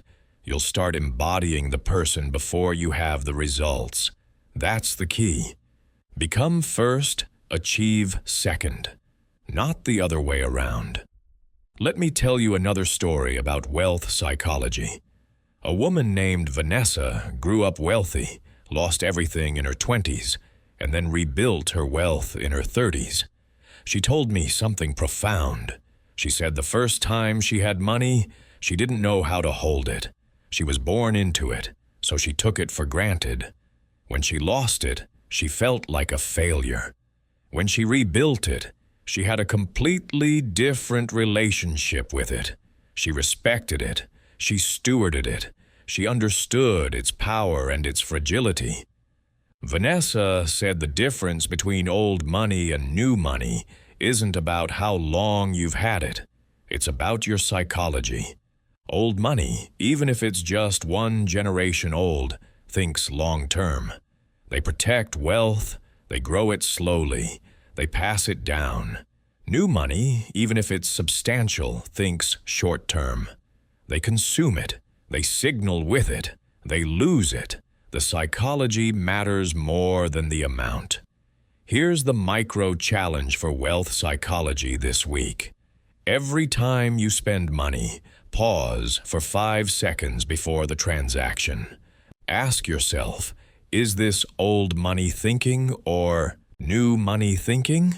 Old money would ask, does this preserve or grow my wealth? New money would ask, does this make me look successful? Be honest about which question you're asking. Over time, train yourself to default to the old money question. The relapse-proofing plan for wealth psychology is this. You will have moments where the old scarcity programming kicks back in. You'll panic about money. You'll make a fear-based decision. You'll revert to poverty thinking. That's normal. The key is to have a protocol for when it happens. Here's the protocol. Step 1, name it. Say out loud or write down, I'm in scarcity mode right now. Naming it creates distance. Step 2, breathe. Take 10 deep breaths. Scarcity lives in your nervous system. Calm your nervous system. Step 3, ask the abundance question. What would the abundant version of me do right now? Step 4, do that thing, even if it feels uncomfortable. Step 5, journal about it. What triggered the scarcity? Where did it come from? What's the real fear underneath? This protocol takes 5 minutes. Do it every time you feel scarcity creeping in. Over time, the relapses get less frequent and less intense. Eventually, abundance becomes your default. Now for the day-by-day micro-challenges for wealth psychology over the next 14 days. Day 1. Write your current money story in 1 paragraph. The story you've been telling yourself about why you are where you are financially. Day 2. Rewrite that story from an empowered perspective. Same facts, different interpretation. Day 3. Read the new story out loud 3 times. Day 4. Identify 1 belief from the old story that's holding you back. Day 5. Write a counter-belief and supporting evidence. Day 6. Do the future self interview for 5 minutes. Day 7. Review your last 5 purchases and categorize them as scarcity-driven or abundance-driven. Day 8. Make 1 abundance-based financial decision today, even if it's small. Day 9. Practice the 5-second pause before every purchase today. Day 10. Write a letter to your past self explaining what you now understand about money. Day 11. Identify someone in your life who has healthy money psychology and ask them 1 question about it.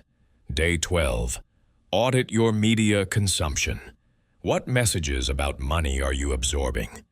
Day 13. Replace 1 scarcity-based input with an abundance-based input. Unfollow someone who complains about money. Follow someone who teaches wealth building. Day 14. Celebrate 1 financial win from the past month, no matter how small. Acknowledge progress. 14 days, 14 micro-actions. By the end, your psychology will be noticeably different. You'll catch yourself thinking differently. You'll make different choices. That's the shift. Let's talk about playing infinite games and wealth as a multi-generational mindset. This is about thinking beyond yourself, beyond your lifetime. Finite games have a set endpoint. You play to win. Then it's over. Infinite games have no endpoint. You play to keep playing. You play to get better. You play to build something that lasts beyond you. Short-term extraction is the finite game. Get as much as you can, as fast as you can. Burn bridges if you have to. Win at all costs. That's how you make money quickly and lose it quickly. It's not sustainable. Long-term stewardship is the infinite game. Build something valuable. Take care of people. Protect your reputation. Play for decades. That's how generational wealth is built. Playing to win versus playing to keep playing is a fundamental mindset difference. If you're playing to win, you're optimizing for short-term gain. If you're playing to keep playing, you're optimizing for sustainability, relationships, and reputation. The wealthiest families in the world have been playing for generations. They're not trying to win this quarter.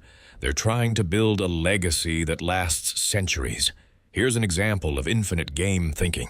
There's a family business in Japan called Kongo Gumi that operated for 1,400 years, 14 centuries. From 578 AD to 2006 AD, they built temples, generation after generation. They didn't try to get rich quick. They didn't pivot to whatever was trendy. They mastered one craft and passed it down. The business eventually was absorbed into a larger company. But think about that legacy. 40 generations working on the same mission. You don't need 1,400 years. But you can think in terms of 3 or 4 generations. What are you building that your grandchildren will benefit from? That shift in time frame changes everything.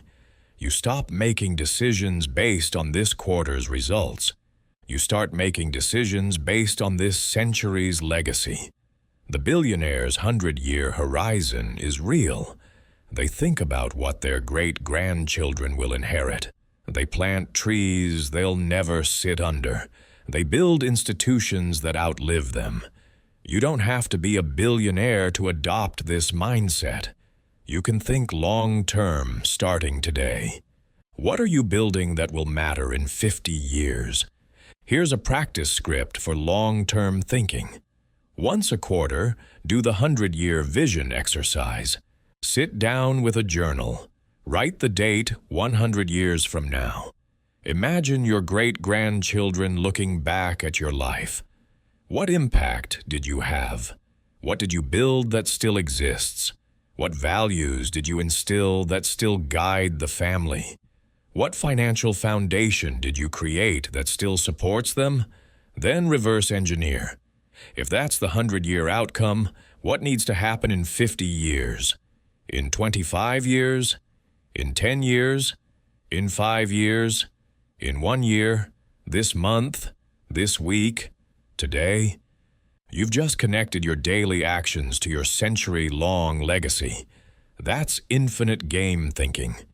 Patience is the ultimate wealth hack.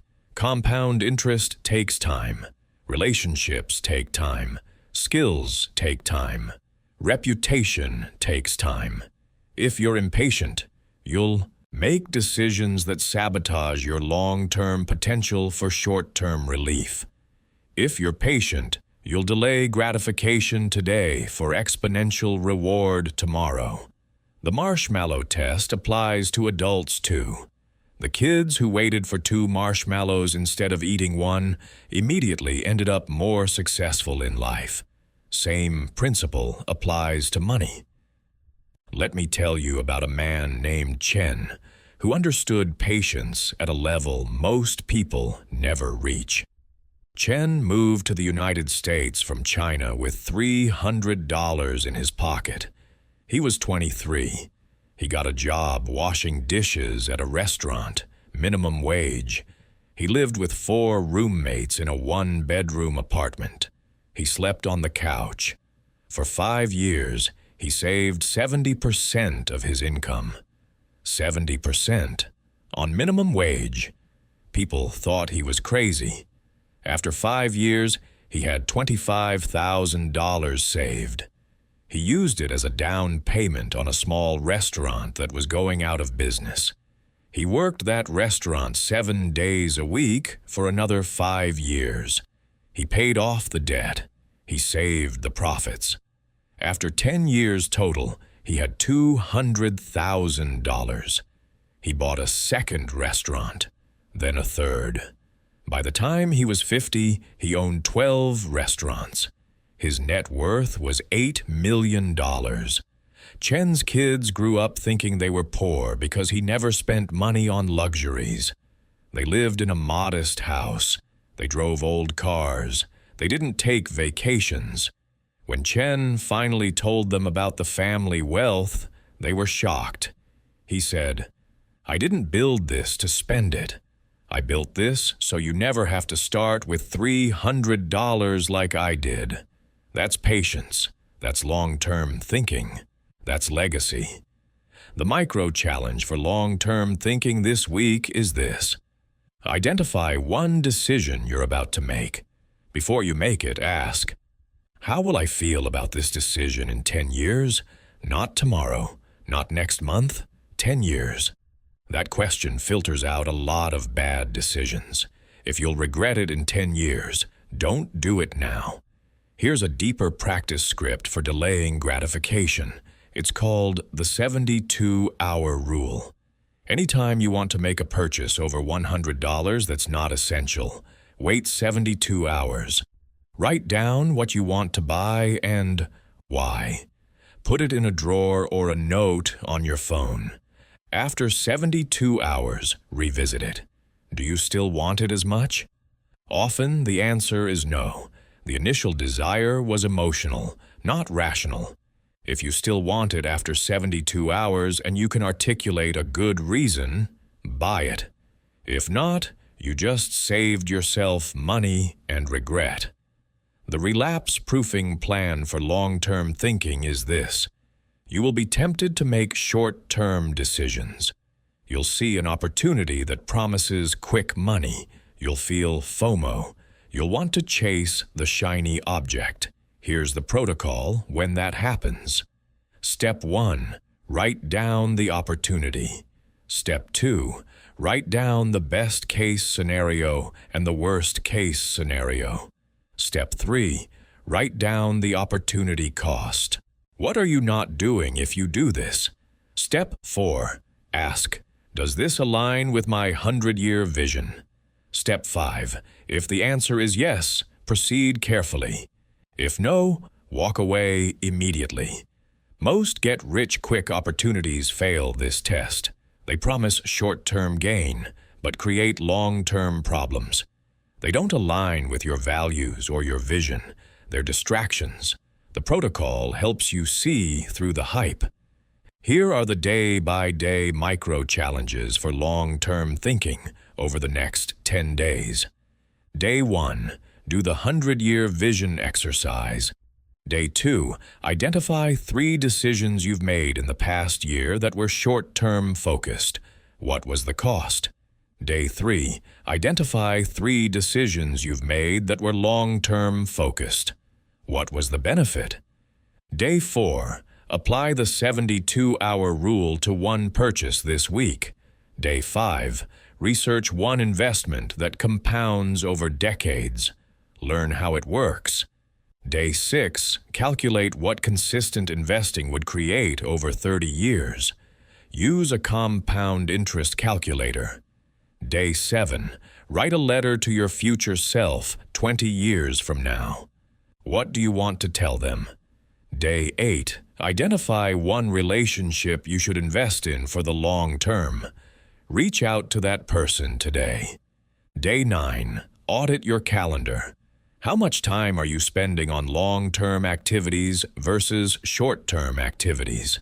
Day 10. Block out 2 hours next week for long-term strategic thinking. No distractions. Just you and your vision. 10 days, 10 micro-actions. By the end, you'll be thinking in longer time frames. You'll be making better decisions. You'll be building legacy, not just income. Compound interest is the eighth wonder of the world, Einstein allegedly said. It's the most powerful force in wealth building, money that earns money. That money earns money. It snowballs. The earlier you start, the more dramatic the effect.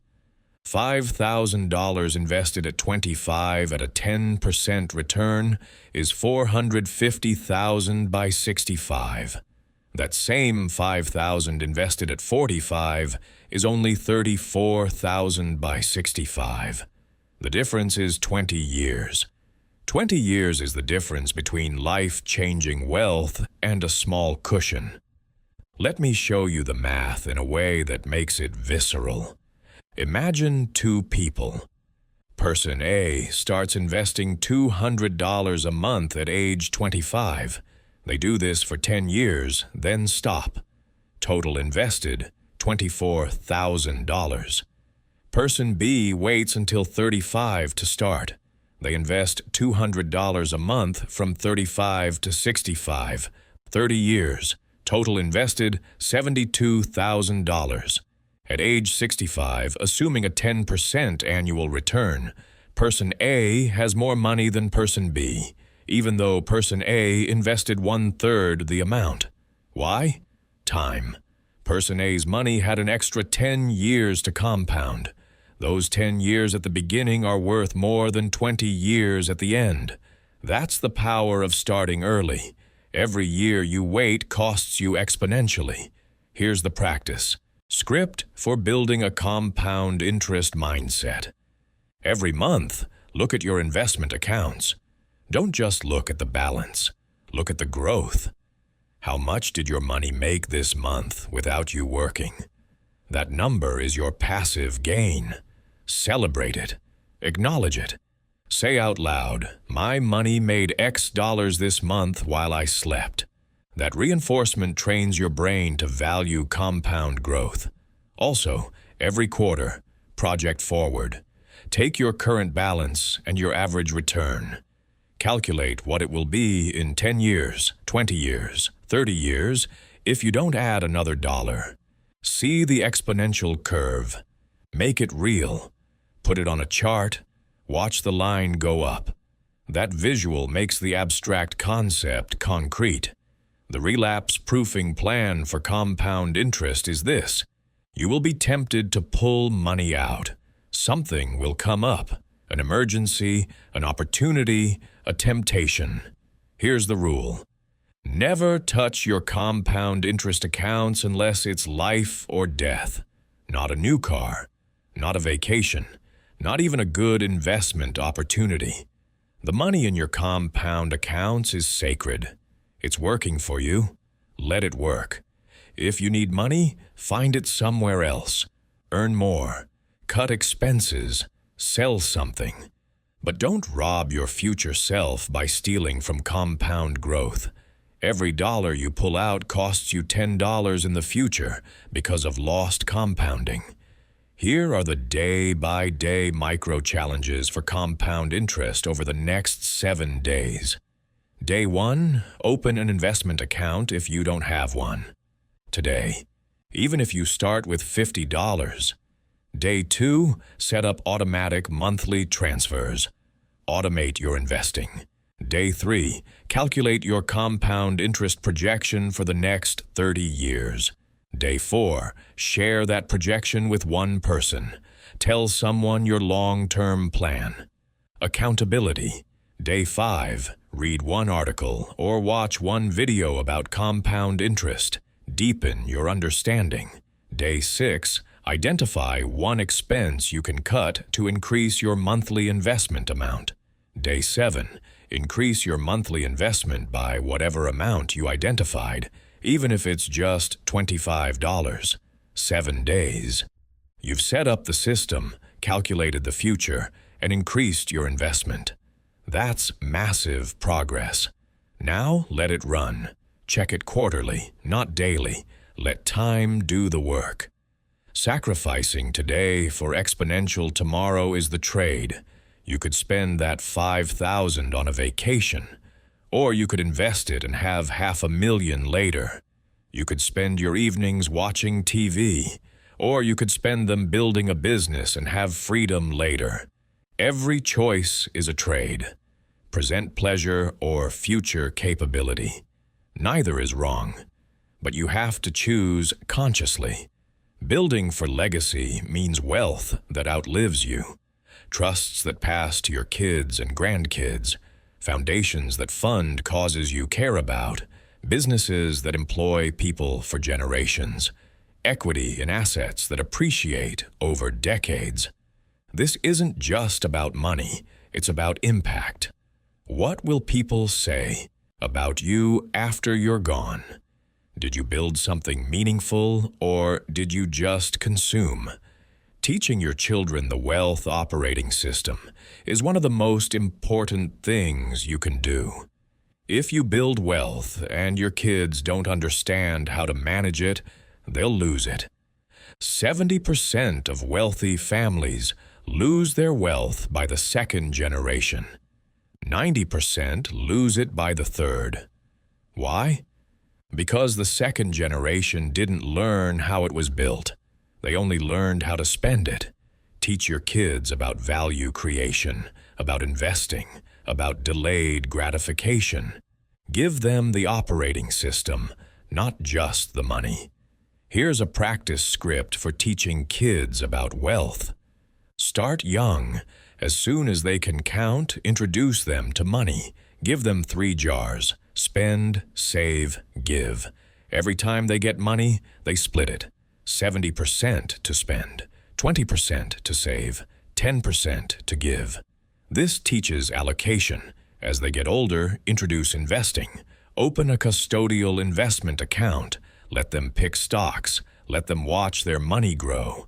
Let them experience compound interest. When they're teenagers, teach them about value creation. Pay them to do tasks around the house, but only tasks that create value. Not chores, businesses. If they mow the lawn, that's a chore. But if they start a lawn mowing business in the neighborhood, that's entrepreneurship. Support that. Fund that. Teach them the difference. When they're young adults, involve them in family financial decisions. Show them the investments. Explain why you made them. Show them the budget. Explain the allocation. Make wealth building transparent, not secretive. Most families treat money as taboo. That's why kids grow up financially illiterate. Breaking generational poverty for everyone downstream is the moral opportunity of wealth building.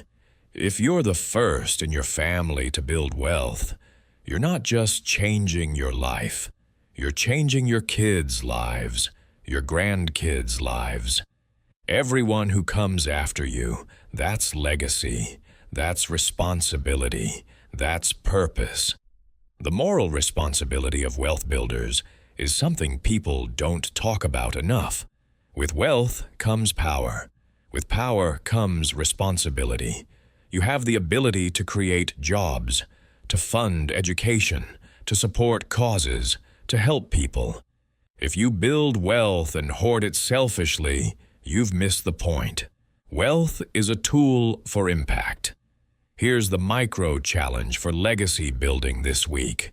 Do one thing that plants a tree you'll never sit under. Donate to a cause that won't benefit you directly. Mentor someone who can't pay you back. Invest in something that won't pay off for 10 years. Do something that's purely for the future, for others, for legacy. Sustainable wealth practices are the foundation. Avoid get-rich-quick schemes. They don't work. They're traps. The only people who get rich from get-rich-quick schemes are the people selling them. Build real value.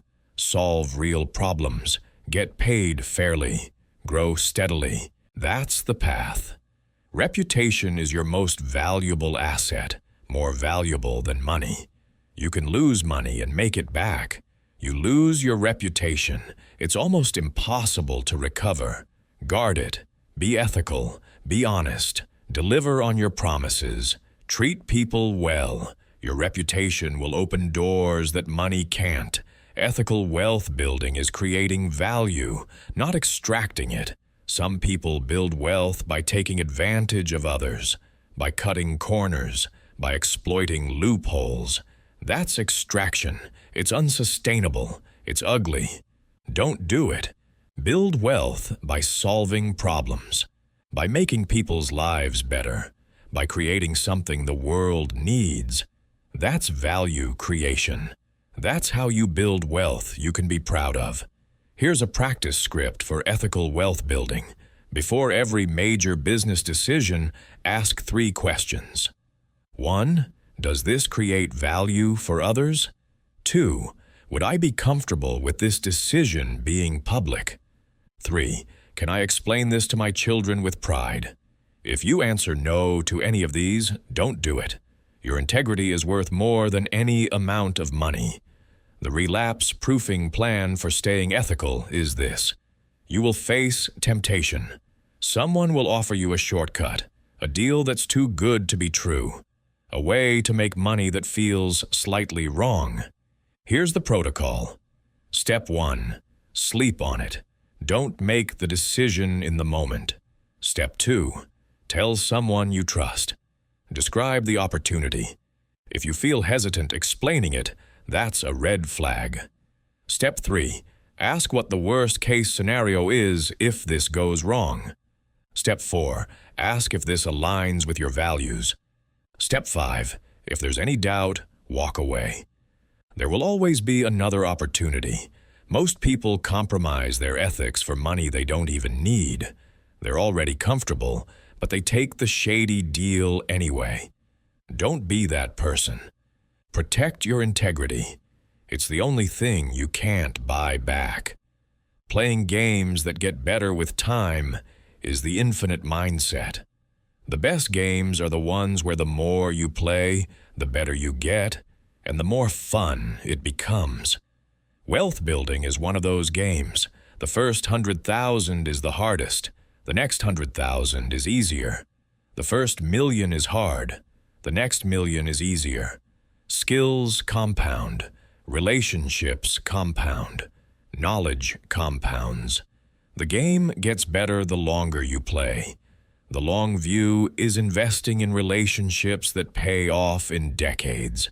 It's building skills that compound over a lifetime.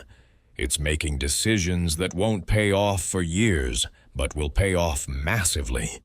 The 10,000-hour rule applies to wealth building. It takes 10,000 hours to master anything. That's 5 years of full-time work. Most people quit after 100 hours. They don't see results, so they move on. The wealthy put in the 10,000 hours. They master the game. Staying the course when everyone else quits is the differentiator. In every market downturn, in every recession, in every hard season, most people panic and quit. They sell low. They stop investing. They give up.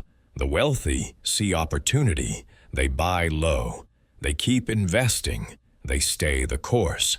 That's how wealth is built. Consistency through volatility. Here's a practice script for staying the course. During difficult times, pull out your 100-year vision. Read it. Remind yourself why you're building. Remind yourself that this setback is temporary. Zoom out. Look at the long-term trend, not the short-term fluctuation. Then make one small positive action. Invest $100. Make one sales call. Write one piece of content. Small action breaks the paralysis. The relapse-proofing plan for consistency is this. You will want to quit multiple times. Here's the protocol. Step 1. Acknowledge the feeling. I want to quit right now. Step 2. Don't make any permanent decisions in this emotional state. Tell yourself, I'll revisit this in 72 hours. Step 3. Do something physical. Go for a walk, work out, move your body. Emotion is energy. Move it out. Step 4. Talk to someone who's further along. Get perspective. Step 5. Make the decision to continue for one more week. Just 1 week. Usually, by the end of the week, the feeling has passed. Most people quit right before the breakthrough. They're 3 feet from gold, and they stop digging. Don't be that person. When you want to quit, that's often a sign you're close. All right, here we are. The Wealth Integration Plan. Your 90-day reality transformation protocol. Everything we've covered is useless if you don't implement. Knowledge without action is just entertainment. So here's how you take everything and turn it into results. Consolidation and prioritization is step 1. We covered a lot. Belief systems, income streams, leverage, network, psychology. You can't do everything at once. So review the 11 core transformations. Identify your number 1 wealth bottleneck right now. Is it beliefs? Is it skills? Is it network? Is it action?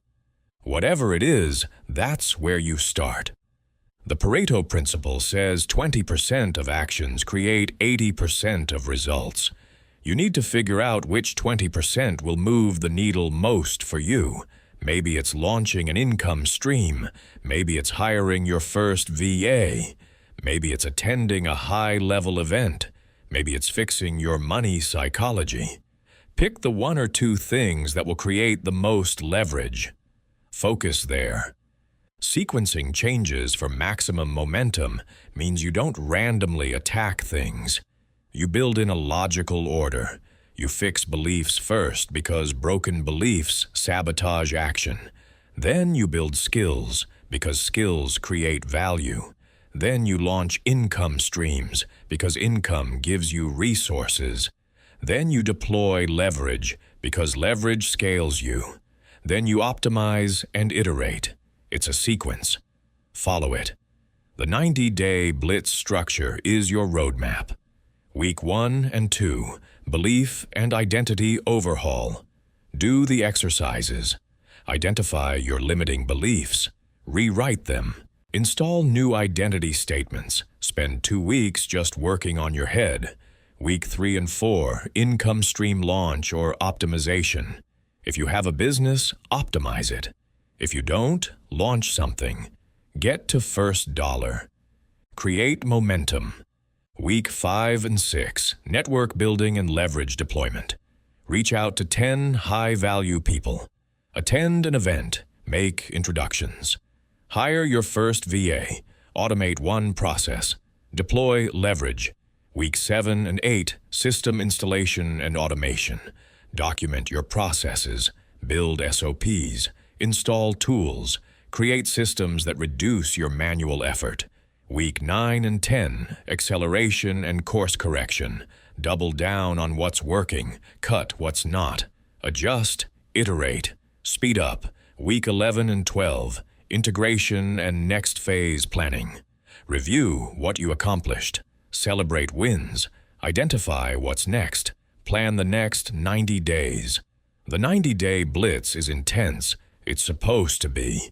You're compressing years of change into 3 months. Here's a detailed breakdown of the daily ritual system. Morning, 20 minutes. You wake up. First thing. Before checking your phone, you read your identity statements out loud. 3 to 5 statements. I am a wealth builder. I create massive value. Money flows to me because I solve valuable problems. Read them with conviction. Then visualize your goals. Close your eyes. See yourself at your next wealth level. Feel it in your body. What does it feel like to have financial freedom? Sit with that for 3 minutes. Then plan your top 3 priorities for the day, not 10 priorities. 3. The 3 things that, if you accomplish them, will make today a success. Write them down. This entire morning routine takes 20 minutes. It primes your brain for a successful day. Midday, 90-minute high-value output block. This is sacred time. No distractions. Phone off. Door closed. Email closed. Social media closed. You work on the one thing that moves the needle most. If you're building a business, this is creation time. Building product, creating content, making sales calls. Whatever your highest leverage activity is, you do it during this block. 90 minutes of deep, focused work is worth more than 8 hours of distracted work. Evening, 30 minutes. First, learning time, 15 minutes. Read something educational, listen to a podcast, watch a video, learn from someone ahead of you. Compound your knowledge daily. Second, network engagement, 10 minutes. Respond to messages from high-value connections. Comment on someone's post. Send a quick voice note. Stay visible. Build relationships. Third, reflection, 5 minutes. Journal. What worked today? What didn't? What's tomorrow's plan? This reflection locks in the learning. These rituals are non-negotiable. They're the difference between results and theory. Most people learn and do nothing. You're going to learn and implement daily. That's the edge. Tracking and accountability is how you stay honest. Weekly metrics. Review. What did you measure? Revenue, if you have a business. Outreach, if you're building network. Content, if you're building audience. Savings, if you're building capital. Pick 3 metrics. Track them weekly. Every Sunday evening, pull out a spreadsheet. Log the numbers. Look at the trend. Are you moving up and to the right? Monthly progress evaluation happens on the first Sunday of each month. Did you hit your goals? Why or why not? What needs to adjust? This isn't about shame. It's about feedback. If you didn't hit your goals, there's a reason. Maybe the goals were unrealistic. Maybe you got distracted. Maybe you need help. Figure out the reason. Adjust the plan. Keep moving. Accountability partnerships and masterminds are powerful. Find someone on the same path. Check in weekly. Share wins and struggles. Hold each other to commitments. The check-in structure is simple. What did you commit to last week? Did you do it? If yes, celebrate. If no, why not? What are you committing to this week? That structure creates accountability. You're less likely to skip commitments when you know you'll have to report. Or join a paid mastermind. The investment creates commitment. When you pay $5,000 or $10,000 to be in a group, you show up. You do the work. You don't want to waste the money. That's the forcing function. When to seek coaching or mentorship? When you're stuck. When you don't know the next move.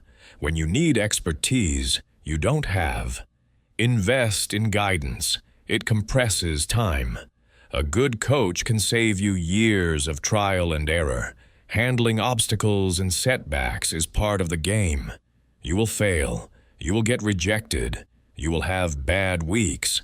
That's not a problem. That's the process. The failure framework is iteration, not defeat. You didn't fail. You learned what doesn't work. Now you adjust and try again. Edison tested thousands of materials before he found the right filament for the light bulb. He didn't fail thousands of times. He learned thousands of ways that didn't work. Emotional resilience during the messy middle is critical. The messy middle is the phase between starting and succeeding. It's where most people quit. You've put in effort, but you don't see results yet. It feels like it's not working. This is where resilience matters. You have to keep going even when you can't see progress. Trust the process. Stay the course. Here's a practice script for the messy middle. When you feel like quitting, do the evidence review. Pull out your journal. Write down every piece of evidence that you're making progress, no matter how small. Did you learn something new? That's progress. Did you meet one new person? That's progress. Did you make one sale? That's progress. Write it all down. Look at the accumulation. You're further along than you think. Then do the future pull. Close your eyes. Visualize yourself 1 year from now, having pushed through. You're at your goal. You're financially free. You're running a successful business. Whatever your vision is, see it vividly. Feel the pride. Feel the relief. Feel the joy. Now imagine that future self talking to current you. What would they say? They'd say, "I'm so glad you didn't quit. It was worth it. Keep going." That future self is pulling you forward. Staying committed when results lag effort is hard. You've been working for 3 months and you're not where you thought you'd be. That's normal. Results lag effort. You plant seeds, you don't see growth for weeks. But underground, roots are forming. Then suddenly, a shoot appears. Then rapid growth. Same thing with wealth. The first 6 months feel slow. Then momentum kicks in. Don't quit during the lag. There's a concept called the Valley of Disappointment. It's the gap between when you start and when you see results. Most people quit in the valley. They expect linear progress. They expect effort to immediately equal results. But it doesn't work that way. Progress is exponential, not linear. You work and work and work and see no results. Then suddenly everything compounds and you break through. Imagine a plateau line, flat for months. That's the Valley of Disappointment. Then imagine the line shooting up. That's the breakthrough. Most people quit right before the line shoots up. They're in the valley, they can't see the breakthrough coming, so they give up. Don't be that person. When you're in the valley, remind yourself that breakthroughs are preceded by valleys. Keep working. Here's the relapse-proofing plan for the messy middle. You will be tempted to quit multiple times. Here's the protocol. Step 1. Acknowledge the feeling. I want to quit right now. Step 2. Don't make any permanent decisions in this emotional state. Tell yourself, I'll revisit this in 72 hours. Step 3. Do something physical. Go for a walk, work out, move your body. Emotion is energy. Move it out. Step 4. Talk to someone who's further along. Get perspective. Hearing their story of pushing through will remind you it's possible. Step 5. Make the decision to continue for 1 more week. Just 1 week. Usually, by the end of the week, the feeling has passed. Most people quit right before the breakthrough. They're 3 feet from gold, and they stop digging. There's a story that illustrates this perfectly. During the gold rush, a man named Darby bought a claim and started mining. He dug and dug. Nothing. He kept digging. Still nothing. After weeks of work, he gave up. He sold his equipment to a junk man for a few $100s. The junk man consulted with an engineer. The engineer told him the gold vein was probably just 3 feet away. The junk man started digging. 3 feet later, he hit one of the richest veins in Colorado history. Darby quit 3 feet from gold. Don't be Darby. When you want to quit, dig 3 more feet. Usually, the breakthrough is right there. Here are the day-by-day micro-challenges for the next 30 days to implement everything. Day 1. Identify your number 1 wealth bottleneck. Day 2. Write your 90-day goal. 1 specific, measurable outcome. Day 3. Break that goal into 3 30-day milestones. Day 4. Break the first milestone into 10 3-day actions. Day 5. Complete the first action today. Day 6, do your morning ritual for the first time. 20 minutes. Identity statements, visualization, priorities. Day 7, do your midday high-value block for the first time. 90 minutes. No distractions. Day 8, do your evening ritual for the first time. 30 minutes. Learn, network, reflect. Day 9, track your first 3 metrics. Day 10, review your first week. What worked? What didn't? Day 11, reach out to 5 high-value people. Day 12, post 1 piece of content. Day 13, make 1 sales call or pitch. Day 14, identify 1 task to delegate. Day 15, hire your first VA or contractor. Day 16, set up 1 automation. Day 17, attend 1 networking event or join 1 online community. Day 18, read 1 book chapter or listen to 1 podcast on wealth building. Day 19, do the future self interview. Day 20, do the 100-year vision exercise. Day 21, review your second week. Adjust your plan. Day 22, increase 1 metric by 10%. Day 23, cut 1 expense. Day 24, increase 1 investment amount. Day 25, have 1 uncomfortable money conversation. Day 26, apply the 72-hour rule to 1 purchase. Day 27, make 1 abundance-based decision. Day 28, celebrate 1 win. Day 29, audit your circle. Who's elevating you? Who's draining you? Day 30, plan your next 90 days. 30 days, 30 micro actions. By the end, you'll have momentum. You'll have systems. You'll have results. That's the integration. Beyond 90 days, you're graduating to the next wealth level. You've built momentum. You've seen results. Now you cycle through the system again at higher stakes. Bigger goals, bigger actions, bigger results. The principles don't change. The scale does. Becoming the mentor is the next phase. Teach what you've learned. By teaching, you solidify your own mastery. You also build reputation and relationships. The wealthy life is what you actually do with the money. This is important. Wealth isn't the goal. Freedom is. Impact is. Peace is. Money is the tool that enables those things. So as you build wealth, ask yourself, what am I building this for? What will I do with it?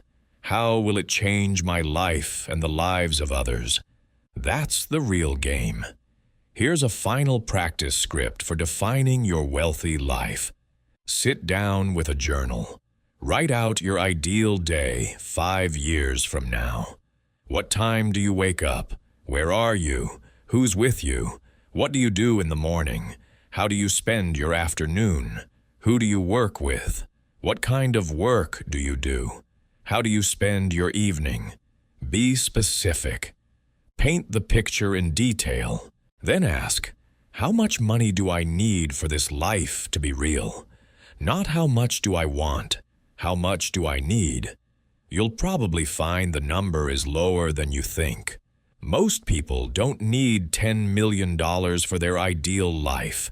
They need 1 or 2 million. That's attainable. That's realistic. That's a target you can hit. Then reverse engineer. If I need 2 million in 5 years, what do I need in 4 years? In 3 years? In 2 years? In 1 year? What do I need to earn this year to be on track? What income streams do I need? What do I need to build? Now you have a plan. Now you have clarity. Now you have direction. So here's where we are. You now have the complete operating system. You understand that you're broke because you think like the broke. You've learned that the rich think in a different language. You know the 3 capital buckets. You know the leverage types. You know the income streams. You know the psychological game. You know how to build systems, how to deploy capital, how to manage your mindset. You have 35 exercises. You know the 90-day blitz. You have the daily rituals. You have the roadmap.